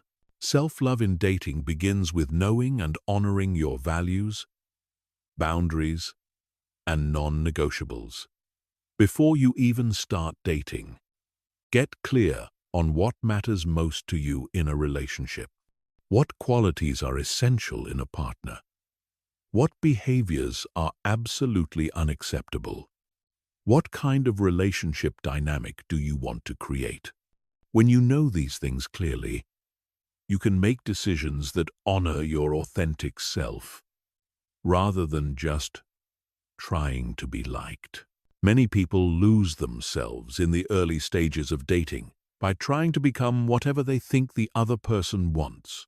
They hide aspects of their personality that might be polarizing, agree with opinions they don't share, and pretend to enjoy activities that don't interest them. This people-pleasing strategy might initially attract someone, but it attracts them to a false version of you, setting up inevitable disappointment and disconnection. Self-love means showing up authentically from the beginning. Even if it means some people won't be interested, it's better to be rejected for who you really are than accepted for who you're pretending to be. When you're authentic, you attract people who genuinely like and appreciate the real you, creating the foundation for healthy, lasting connection. The practice of self-advocacy becomes crucial in dating and relationships. This means speaking up for your needs, expressing your feelings honestly, and refusing to tolerate treatment that doesn't align with your worth. Many people, especially those with people-pleasing tendencies, struggle to advocate for themselves in relationships because they're afraid of conflict or rejection. But self-love requires that you protect yourself from harm, even when that harm comes from someone you care about. If someone consistently cancels plans, shows up late, or treats you disrespectfully, loving yourself means addressing these issues directly rather than making excuses for their behavior. You teach people how to treat you by what you tolerate. Emotional regulation becomes essential in romantic relationships because the intimacy and vulnerability involved can trigger your deepest wounds and insecurities. When someone you care about criticizes you, doesn't respond to your texts quickly, or seems distant, it can activate childhood fears of abandonment or rejection.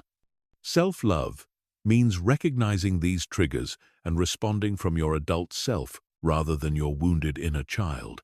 This involves developing what psychologists call emotional self-soothing.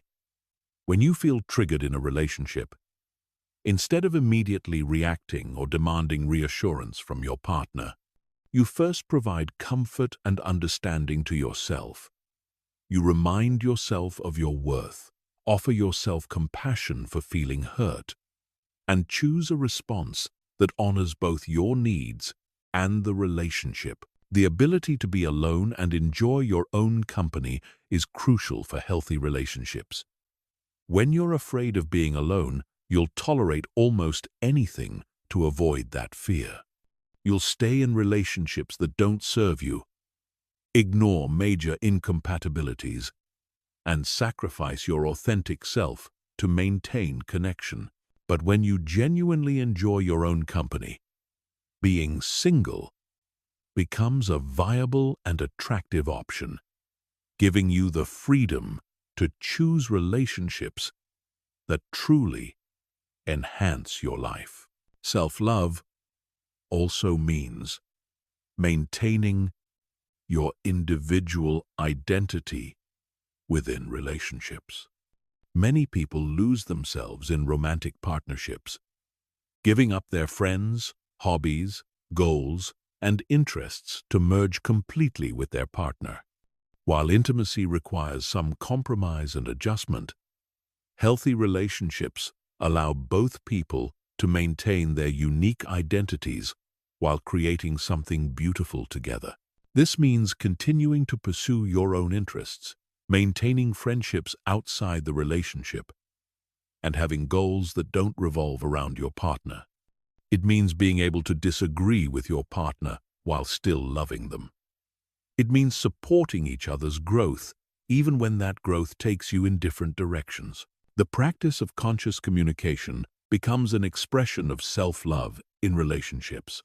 This means expressing your thoughts, feelings, and needs clearly and directly rather than expecting your partner to read your mind or guess what's wrong.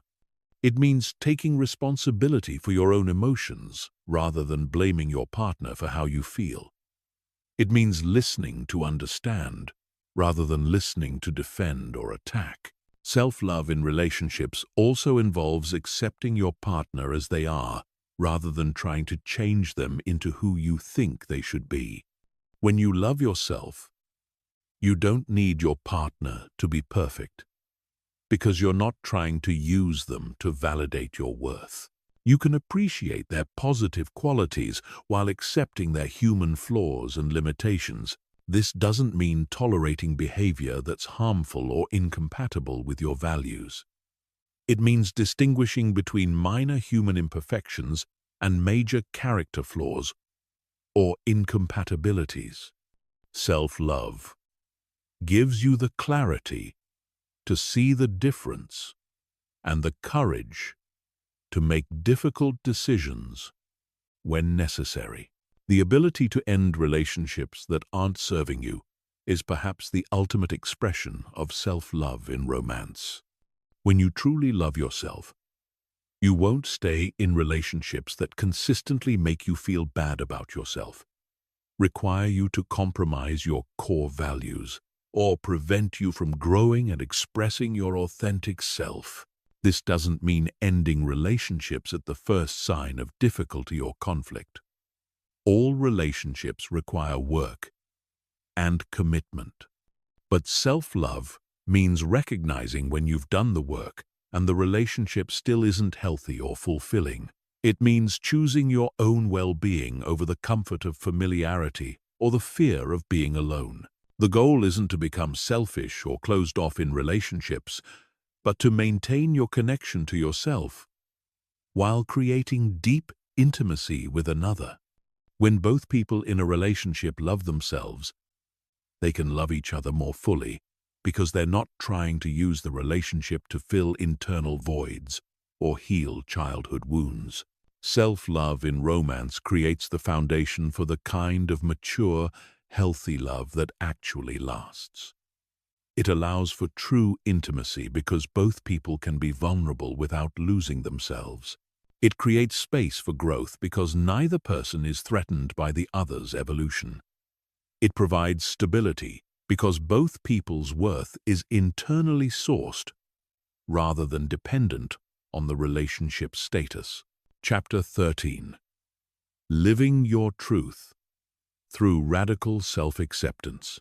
Living authentically is one of the highest expressions of self-love. Yet it's also one of the most challenging. Authenticity requires the courage to be yourself, even when that self doesn't match others' expectations, cultural norms, or your own past identity. It means expressing your true thoughts, feelings, desires, and values, even when doing so might result in judgment, rejection, or conflict. Most people live according to what psychologist Carl Jung called the persona, the mask they wear to be acceptable to others. This persona is constructed from childhood messages about who you should be, cultural expectations about your role and identity, and strategic calculations about what will gain approval and avoid rejection. While the persona serves a protective function, living primarily through this false self creates a profound disconnection from your authentic nature. The cost of inauthenticity is enormous. When you constantly suppress your true self to fit in or be liked, you experience what psychologists call identity foreclosure. You never fully develop or express your authentic personality, talents, and potential. You make life choices based on what looks good rather than what feels right. You enter relationships and careers that don't truly fit you because they match your persona rather than your authentic self. This internal split between your true self and your presented self creates chronic stress, anxiety, and depression. Your nervous system is constantly on alert, monitoring for threats to your carefully constructed image. You can never fully relax because you're always performing, always managing others' perceptions, always afraid of being found out as different from who you appear to be. Living authentically through radical self-acceptance means embracing all aspects of yourself, including the parts that might be unconventional, controversial, or different from what others expect. It means honoring your natural personality, even if you're more introverted than your family wants you to be, more sensitive than your culture values, or more ambitious than your peer group understands. This process often begins with what psychologists call identity exploration, actively investigating who you really are beneath the layers of conditioning and expectation. Start by asking yourself fundamental questions. What do I actually enjoy, independent of what I think I should enjoy? What are my genuine values, not the ones I inherited or adopted to fit in? What kind of life would I create if I knew I couldn't fail and no one would judge me? These questions can be unsettling because they might reveal that you've been living according to someone else's blueprint rather than your own. You might discover that the career you've built doesn't actually interest you, that the lifestyle you've created doesn't fulfill you, or that the person you've been presenting to the world isn't who you truly are. This recognition can trigger what psychologists call an identity crisis. But this crisis is actually an opportunity for authentic self-discovery. Radical self-acceptance involves embracing what makes you different, rather than trying to conform to some imaginary standard of normalcy. Your quirks, unusual interests, unconventional perspectives, and unique way of seeing the world aren't problems to be fixed. They're gifts to be celebrated. The very things that make you different are often your greatest strengths and the source of your unique contribution to the world.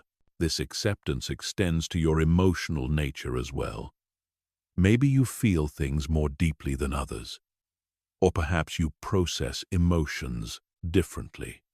Maybe you need more alone time to recharge, or you thrive on social connection in ways that seem excessive to others.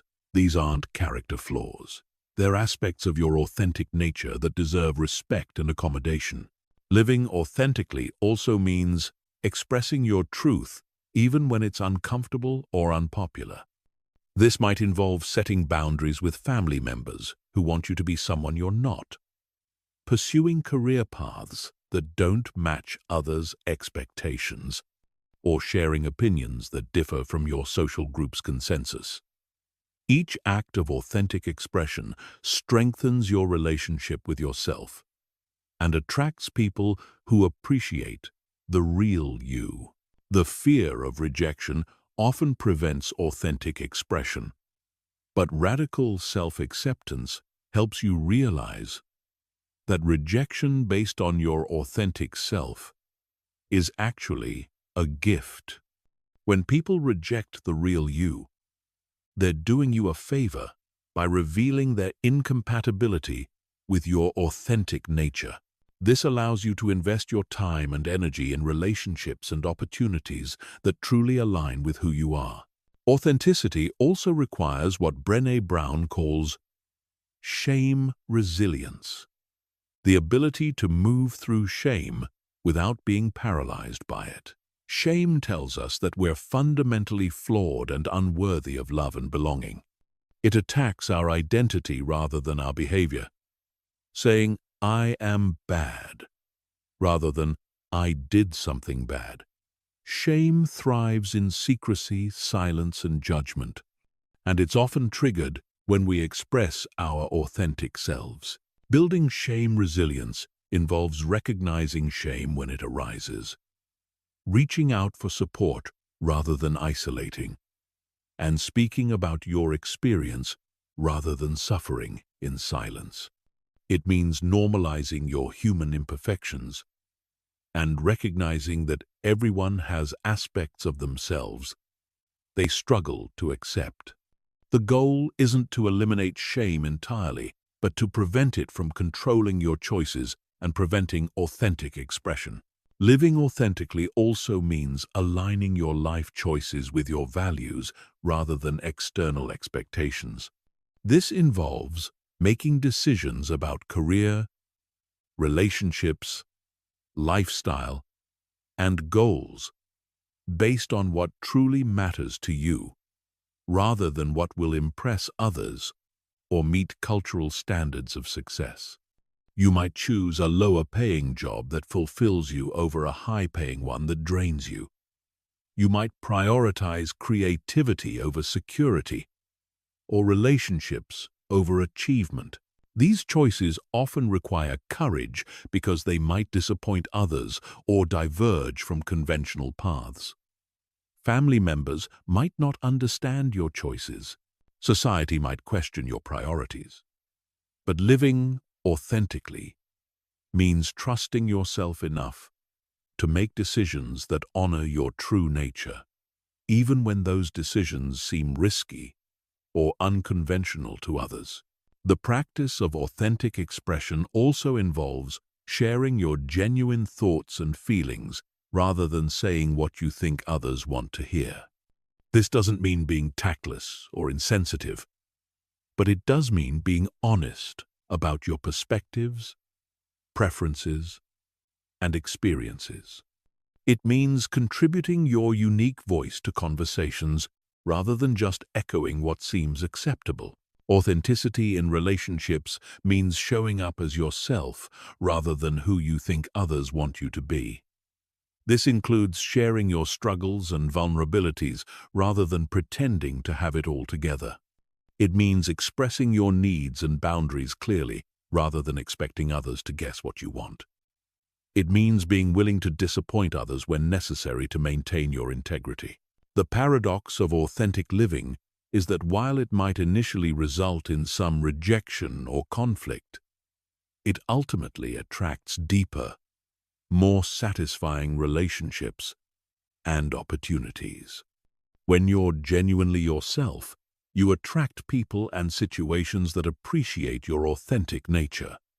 You stop wasting energy on relationships and pursuits that require you to be someone you're not. Living authentically through radical self-acceptance is ultimately an act of service to the world. When you fully embrace and express your authentic self, you give others permission to do the same.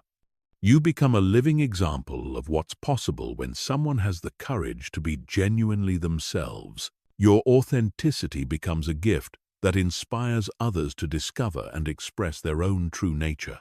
This doesn't mean authenticity is selfish or self-indulgent. True authenticity includes considering the impact of your choices on others and finding ways to express your truth that honor both your needs and your responsibilities.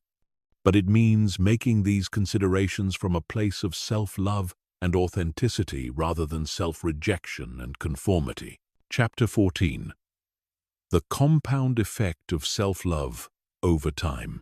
Understanding the compound effect of self-love is crucial for maintaining motivation during the inevitable challenges of personal transformation. like financial investments that grow exponentially over time. Small daily acts of self-love accumulate to create profound changes in your life, relationships, and overall well-being. The key is recognizing that self-love isn't just about feeling better in the moment. It's about creating a trajectory that gets better and better as time passes. In the beginning stages of developing self-love, the changes might feel subtle or even imperceptible. You might practice self-compassion for a few weeks and not notice dramatic shifts in your confidence or life circumstances. This is where many people give up, thinking that self-love practices aren't working or aren't worth the effort. But this initial phase is like planting seeds.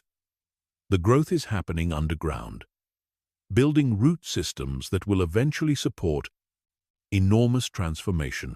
The compound effect works through neuroplasticity, your brain's ability to rewire itself based on repeated experiences. Every time you choose self-compassion over self-criticism, you strengthen neural pathways associated with self-acceptance. Every time you set a healthy boundary, you reinforce circuits related to self-respect. Every time you practice authentic expression, you build networks supporting genuine confidence. These neural changes start small but accelerate over time. After several months of consistent self-love practices, you'll notice that self-compassion becomes more automatic.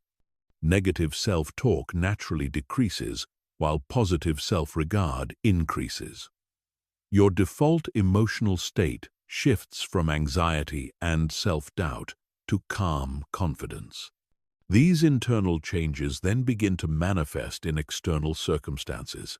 The first area where you'll typically notice the compound effect is in your decision-making.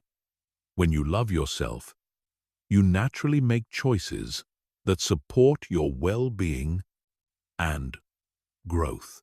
You might start eating healthier, exercising regularly, or pursuing learning opportunities. You begin saying no to commitments that drain you and yes to experiences that energize you. Each better decision creates better outcomes, which reinforces your sense of self-worth and leads to even better decisions. Your relationships undergo a dramatic transformation through the compound effect of self-love.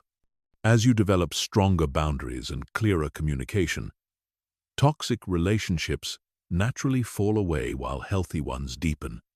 You attract different types of people because you're radiating different energy. Partners, friends, and colleagues respond to your increased confidence and authenticity by treating you with more respect and care. The professional benefits of self-love compound significantly over time. Increased confidence leads to better performance, which creates more opportunities, which builds even greater confidence. You're more likely to speak up in meetings, take on challenging projects, negotiate for better compensation, and pursue leadership roles. Your growing reputation for competence and reliability opens doors that seemed impossible when you lacked self-worth. Health improvements also compound through self-love practices. When you value yourself, you naturally take better care of your body through nutrition, exercise, sleep, and stress management.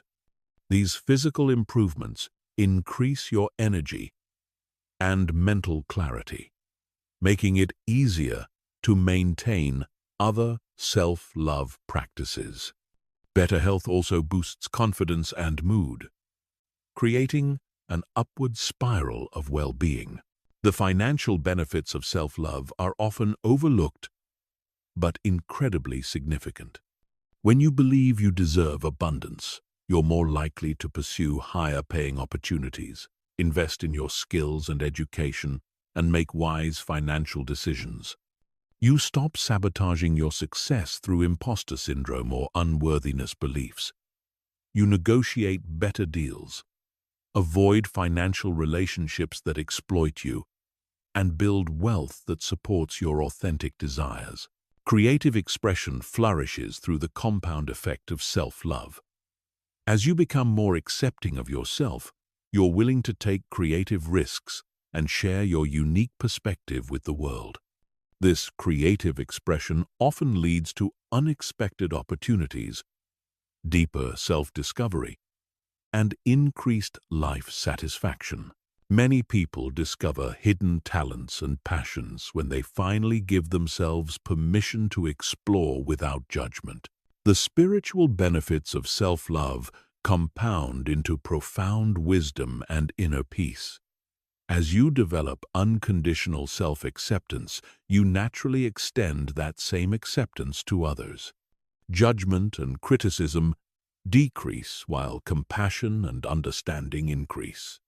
You develop what Buddhist traditions call equanimity, a peaceful state that isn't disturbed by external circumstances, because your sense of worth comes from within. Resilience is perhaps the most valuable compound benefit of self-love. Each challenge you navigate with self-compassion strengthens your confidence in your ability to handle future difficulties. You develop unshakable faith in your capacity to recover from setbacks, learn from failures, and adapt to change. This resilience becomes a tremendous competitive advantage in every area of life. The generational impact of self-love creates perhaps the most meaningful compound effect. When you love yourself, you model healthy self-relationship for your children, family members, and community. You break cycles of self-criticism and shame that might have been passed down through generations. Your self-love becomes a gift that ripples out to everyone whose life you touch. The compound effect also works in reverse, which is why early intervention in self-love practices is so crucial. Years of self-criticism and self-rejection create compound damage to your confidence, relationships, and life outcomes. The longer you wait to develop self-love, the more damage you'll need to heal, and the longer it will take to see positive results. This is why consistency matters more than intensity in self-love practices. Small daily acts of self-compassion are more powerful than occasional dramatic gestures of self-care. 5 minutes of daily self-appreciation creates more transformation than a monthly spa day if the rest of your internal dialogue is harsh and critical. The compound effect means that starting your self-love journey today, regardless of your age or circumstances, will create benefits that extend far into your future. The person you become through years of loving yourself will be dramatically different from who you are now. Your relationships will be healthier, your achievements will be greater, and your overall life satisfaction will be immeasurably higher.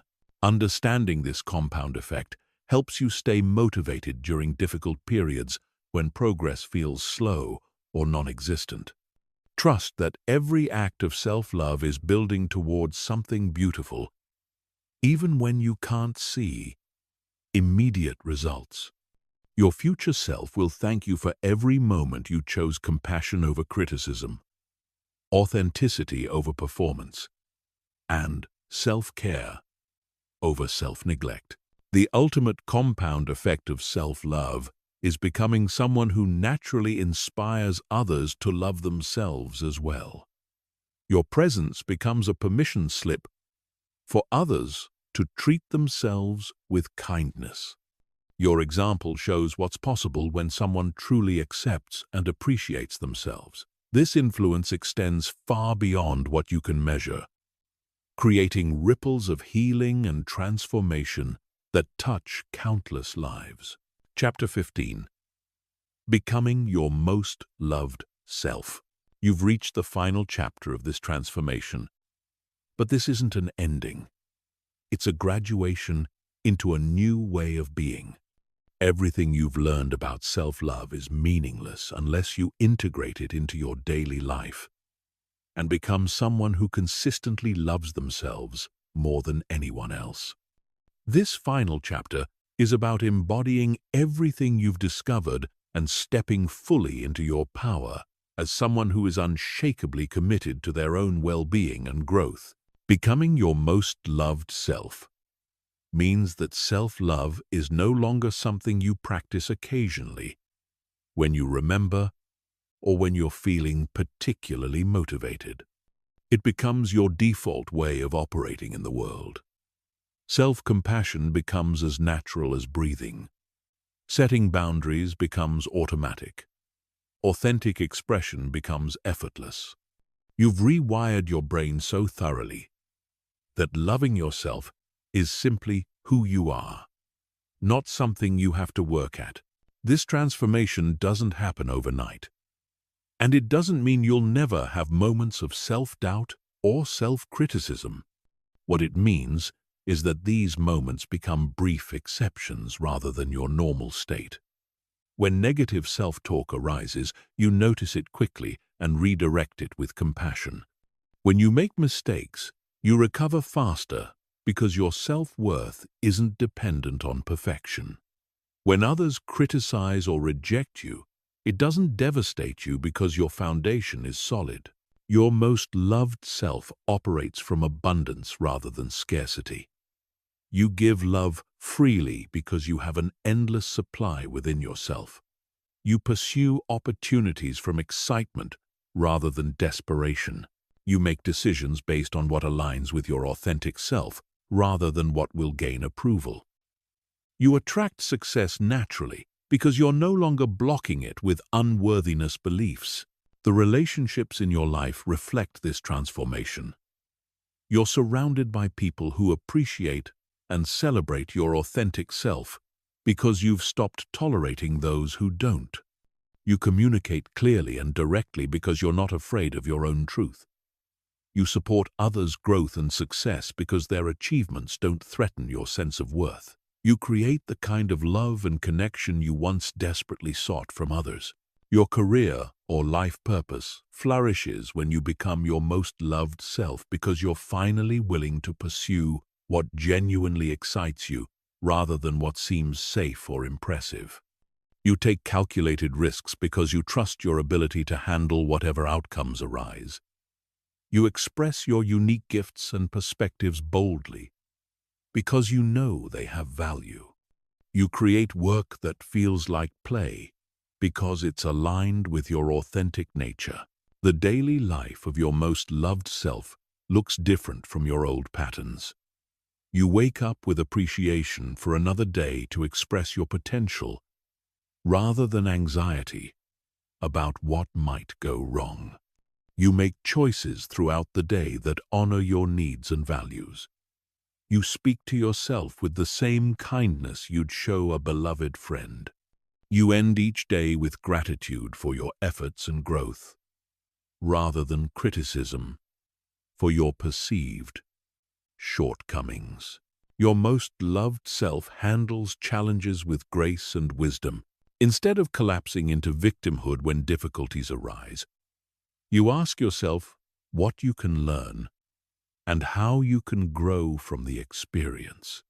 You seek support when you need it without shame or apology. You take responsibility for your role in creating your experiences without sliding into self-blame. You bounce back from setbacks faster because your resilience is built on a foundation of self-love. The physical health of your most loved self improves naturally because you value yourself enough to care for your body properly. You eat nourishing foods because you deserve good nutrition. You exercise regularly because you enjoy feeling strong and energetic. You get adequate sleep because you prioritize your well-being. You seek medical care when needed because your health matters to you. Your emotional life becomes richer and more stable when you're living as your most loved self. You experience the full range of human emotions without judgment, knowing that feelings are temporary visitors that carry important information. You express emotions appropriately rather than suppressing them or exploding with them. You comfort yourself during difficult times rather than adding self-criticism to your pain. The mental clarity of your most loved self is remarkable. Your mind is no longer cluttered with constant self-criticism and worry about others' opinions. You can focus deeply on what matters to you because you're not distracted by internal conflict. You make decisions more quickly and confidently because you trust your judgment. You learn and grow continuously because you're not afraid of making mistakes. Your most loved self contributes to the world in meaningful ways because you're operating from your authentic gifts and passions rather than trying to be someone you're not. Your unique perspective and talents flow naturally into service that feels fulfilling rather than draining. You make a difference simply by being yourself fully, giving others permission to do the same. The spiritual life of your most loved self deepens naturally because self-love opens your heart to connection with something greater than yourself. Whether you connect with this through religion, nature, creativity, or service, your expanded capacity for love creates space for transcendent experiences. You feel part of something larger, while maintaining your individual identity and worth. Living as your most loved self doesn't mean becoming selfish or self-absorbed. True self-love actually makes you more generous and compassionate toward others because you're operating from fullness rather than emptiness. You can give freely because you have plenty. You can love others deeply because you're not trying to use them to fill internal voids. You become a source of love and light in the world. The legacy of your most loved self extends far beyond your individual life. Your children, if you have them, learn what healthy self-relationship looks like by watching your example. Your friends and family members are inspired to treat themselves with greater kindness because they see what's possible. Your colleagues and community members benefit from your authentic presence and contribution. This is your invitation to step fully into this version of yourself starting right now. You don't need to wait until you've perfected self-love or overcome every insecurity. Your most loved self is available to you in this moment. You can choose self-compassion over self-criticism right now. You can set a boundary that honors your worth today.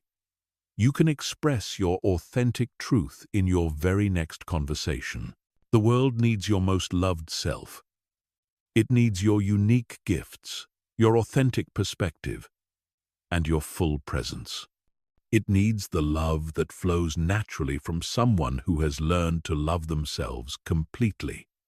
It needs the example you provide of what's possible when someone commits fully to their own growth and well-being. Remember that becoming your most loved self is not a destination but a way of traveling. There will always be new levels of self-love to discover, new aspects of yourself to accept, and new ways to honor your growth and potential. The journey never ends, but each step becomes more joyful as you learn to walk it with love, compassion, and appreciation for yourself. You now have everything you need to love yourself more than anyone else. The question isn't whether you're capable of this transformation. You absolutely are.